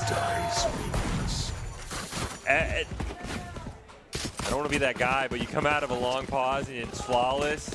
I know. Barracudas have got to have something. I mean, they have their other timeout, but I don't know if they've blown it this half or not. Right. Because if they have, I don't know what you do at this point. He misses the first shot, but he's not going to miss twice. Hidden had the ult, but unfortunately, no one. And then just an avalanche from there on out. Yeah, you've got the Vipers with an op now that you know about. Get out of my way. And you have to wonder about that old orb at the very beginning. Was it really worth creating that big of a disadvantage for yourself? The lead is going to be using the knives here, and they're going to aggressively be moving up mid-market here. Might be an opportunity for them here. Is going to exchange with Jaguar, but only get some chip damage. Move right through. That's a risky play. It actually works out. And he's going to refill on the knives as well. Going to be able to close the door here and take something. Oh, he missed it. He missed it. What a play. Kinetic brings out his own knives on him and just right-clicks them. Absolutely insane turn. It's still a 2v2 after all of that. I know. It seems insane. It all seems wrong for it to still go on. When the spike goes down, this isn't a very easy retake for the Vipers unless Kinetic's going to give up this off. There's plenty of guns around, but I am going to be curious if he wants to keep it or if he's going to try and switch over to a Phantom or a Vandal that he can find on the ground, because retaking a close site like this with an op is not very easy. We'll hear in a second here. No, he did. He did drop out. That's the right call. Hawk goes out, not going to find anyone. Crazy down below heaven is able to take him out and keep things going for the Barracudas. Other bonus to that is you don't hand the op over to the Barracudas. That'll just get lost. Speaking of ops, that tour de force still waiting in the wings. Probably going to be... You can't really use it as a save because the next time you lose, you're saving on match point. So I think it'll be a hold until your eco's maybe good enough to use it, because you don't want to be on match point with a pistol. And that was just a great smoke by the Omen. We've talked about teams using their smoke to make sure they use it to their own advantage. And that was a great job there by the Barracudas, but they still got a long way to go. Still 5 rounds down here. Kinetic right now holding kind of a risky line. It's actually going to be hiding out in the smoke on B. Atlas, if you only knew. this is his own smoke, it's going to be up to his teammates that let him know when that smoke's going to fade. Otherwise, he'll just be a sitting duck. If it does fade, and Hidden gets a great turn on him. Now with the slight advantage, they move out. Jet has to move back to make sure that they aren't blinded themselves. Going to be throwing out the smoke onto Heaven as they move through Garden. A little bit of damage thrown out by Prestige, but Mini is able to take him out, followed by Atlas. It is now 5-2 with just the Vipers remaining. And Jaguar in a very awkward position, having to go through Heaven here. But he is able to take out the lead onto Generator with the wall bang. Jaguar's had a couple of those. But it's still, the Barracudas did a good job with the post plant last time. So if last round is anything to go by, that's a risky alarm bot, but the smoke wears out at that point, and Hidden takes him out, only leaving Rezkin, who's in such an awkward position. He's just going to save. Yep. Maybe, no, I thought maybe he'd go for an aggressive play through guard, look for his exit frag through there. Yeah, he might be, actually the chamber might catch on. Ooh, we might get a mid battle here. No, Riskins is going to play this really safe. He's just going to fire through. Yeah, play extremely safe. Him and Fangsy. Oh, Fangsy gets him! Well, I was going to say, I want to see this 1v1 after map 2. Actually, how crucial is that right now? Because we need to see what the Vipers buy, or if they can buy anything. No, they're going for the save. Oh my goodness, that actually was a very consequential frag. Able to take everything away from them. Half buy. A half buy. He's got a couple of Spectres. Oh boy, it is getting more exciting as the night goes on. And Delete starting things out with an op. And Delete was ready this time. First time he's had one on this map. Prestige does get one. Is traded out. There's the Seekers available. Blinding. Nice concuss on the dog. I don't know if anyone can challenge Mini in time though. Jaguar, he got some good damage at least. Alice is only 34. Ghost versus Vandals, that's a respectable performance there. Oh my goodness, that's interesting on the Seekers. I don't know if that should have been used. Unfortunately, as he popped it, Rezkin went down. I mean, you were in a 2v3. No Atlas is hit to 34. Jaguars going to call a timeout. That's a good call there. Barracudas have won 3 rounds in a row, so now all of a sudden they've got to be feeling charged. 3 rounds in a row. You've got the lead on the up. I mean, we already saw what he could do today with that absolutely insane play on map 2. So they're going to talk it out. Chobo up there, the coach, coming up with a plan. How do you win 2 more rounds? Meanwhile, after that, coming out, you get flawless out of a tech pause. I thought this was over, honestly. I thought the Barracudas were just going to wilt, but that is insane resiliency to come back. At least for now. Keep it alive. Were you expecting it to turn out this way, Baratel? No. Well, thank you. That's Baratel, everybody. Thank you so much. Not at all. Everyone's getting amped up. The 2 teams are amped up. What I need more than anything is the audience to make some noise! And you're denied. I tried. You tried. You know what? You tried. You're not. Let's give it up for Esports Tower! I don't know if they can fully hear you. No. I guess not. Can I get a whoop for Esports Tower? Okay. All right. You got 2 there. Okay. I don't know. Maybe it's just best to let the gameplay speak for itself at this point. 100% agree. I mean, as hype as Baratel is, it's not as hype as the turn right-click knife. We're going to have to see. Or delete with the op. I mean, look at Hidden. Also was only 1 away from his ultimate, too. Actually, first ultimate is going to be used, and Hidden just sprays with the Odin right there. Now the Vipers are going to find themselves at a disadvantage again.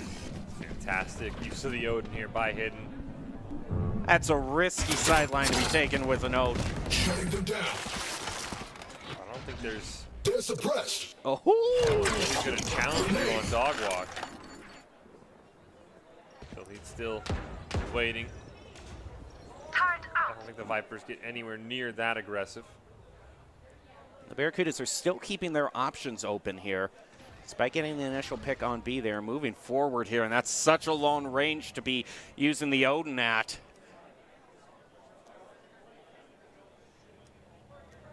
Oh, Kinetic peeks out. Yep, at that range. Odin not going to work. Still 3 ults up for the Barracudas, though. Probably saving Hunter's Fury for that Killjoy ult.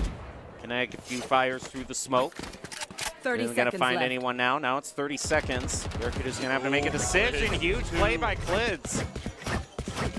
Still got the op, though. That can change this whole game. It's a question now of if they even... I don't think they even... Do they realize it's just that open for them? I mean, it doesn't matter if they realize. That's a heck of a KO lineup. My gosh. From A to B. Just barely getting the plant. All right, where Delete even dropped the op. Oh. It's all up to the Sova. And he goes down. Vipers are on match point. And they're trying to decide who they want to give that ultimate point to. I mean, Reskin's one away, but it's not the most impactful ultimate to give to the Omen, so they're going to give it over to Kinetic, make him have the knives for the last round. Yeah, that's a great call. I mean, you're going to have a tour de force up as well. I mean, this is going to be huge. I'm curious how much the Barracudas are going to have. I mean, you have to remember, Delete invested in an op, Kinetic invested in an op. I don't know how much cash Delete is going to have left. We are at match point right now. Full buys from everybody. That's what you want to see. Barracudas are just going to have to go all in here. It looks like, I'm thinking they just rush with the KO ult here. That's what it looks like they're doing. That's what they're setting up for. They got to be careful. Oh, that's a great jump by Kinetic. I don't know how much you saw.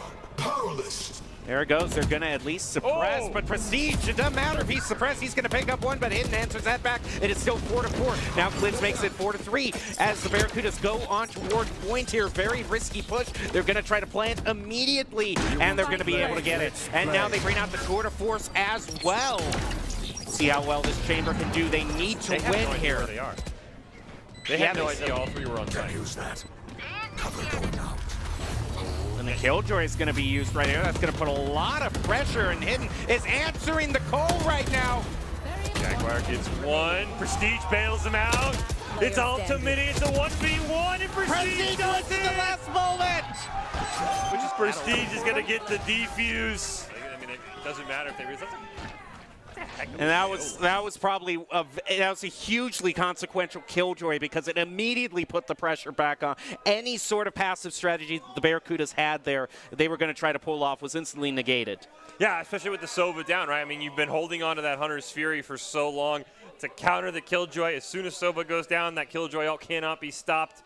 And as you said, made the Barracudas push forward, and the Vipers win the grand finals. Absolutely fantastic end here to this Valorant Rumble. But also amazing rally from the Barracudas. Yeah, I mean, the Barracudas, again, it came down to a 1v1 at the start of this Valorant grand finals.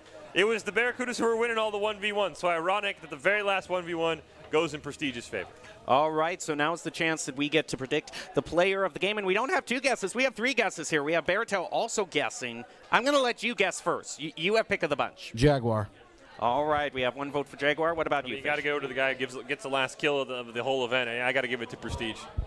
All right, I'm gonna pick another to kind of spread it out and go with Kinetic.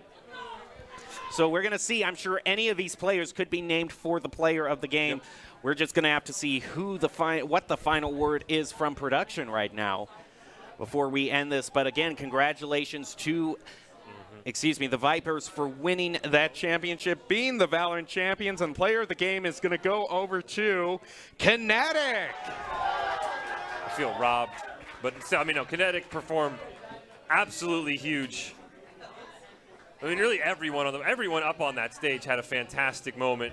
Although this might be Prestige here, or unless Kinetic takes it away, it might still be Prestige. Might be Prestige. Yeah, okay. It's okay, actually Prestige. We were faked out here, and it's nice to see a little bit of representation also for the Barracudas as well, because they also played their hearts out. Yeah, the Barracudas played their absolute hearts out. I mean, this was a fantastic series. Every single map was incredibly close. I mean, even on map 2 where the Barracudas, they tried to get aggressive. They tried to finish off this series. That's exactly what you want to see from them. It didn't quite go their way, but they still had a nice little rally. They didn't fall over once Econ was messed up. So fantastic effort, but again, congratulations to Prestige on being our Idaho Central Credit Union player of the game tonight. Brought to you by Idaho Central Credit Union, who believes a great player makes a team more successful, just like Idaho Central's helping members achieve financial success.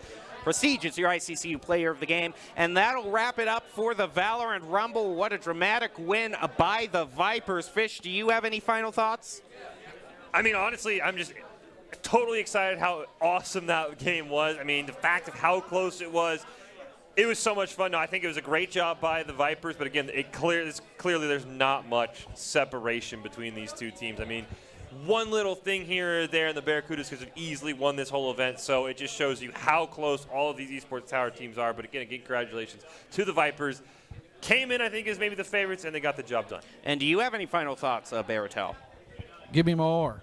Give me more of this. Well, I want more. It's lucky for you because Esports Tower is always bringing new content, so you're going to want to stick to the Boise State Twitch page, also the Esports Tower page, also our partners at ESTV do a great job broadcasting our matches. And thank you to all of our partners in Esports Tower for this event. It was certainly a lot of fun tonight, so thank you to the coaches, the players, and everyone who made this possible. And we will leave you with the top 5 plays of the game, brought to you by the Idaho Army National Guard, who invites you to take your impressive critical thinking skills into real time. More than 10 jobs offering a $20,000 bonus and your degree of choice paid for. Idaho Army National Guard is one of the best teams to run out there. Reach out to them on Twitch at iGuard Gaming. That's going to do it for us tonight. Thank you for watching, and enjoy your top 5 plays.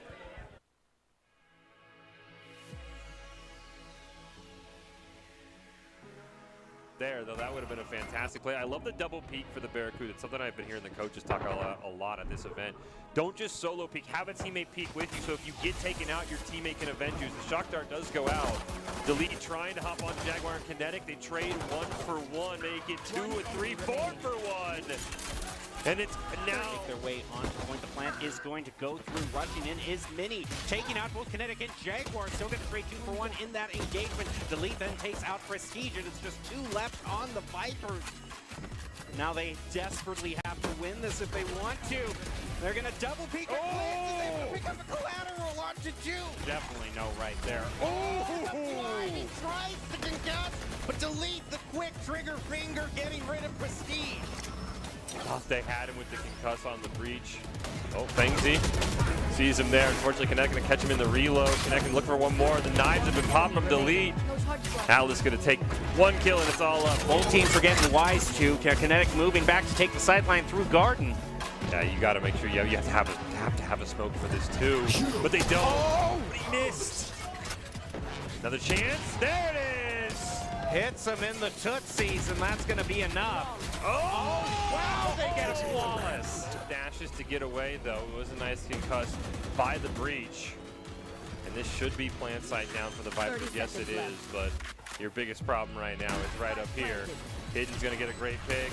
Oh, he misses. Prestige! Almost has the opportunity here for the Aces at 4. I would...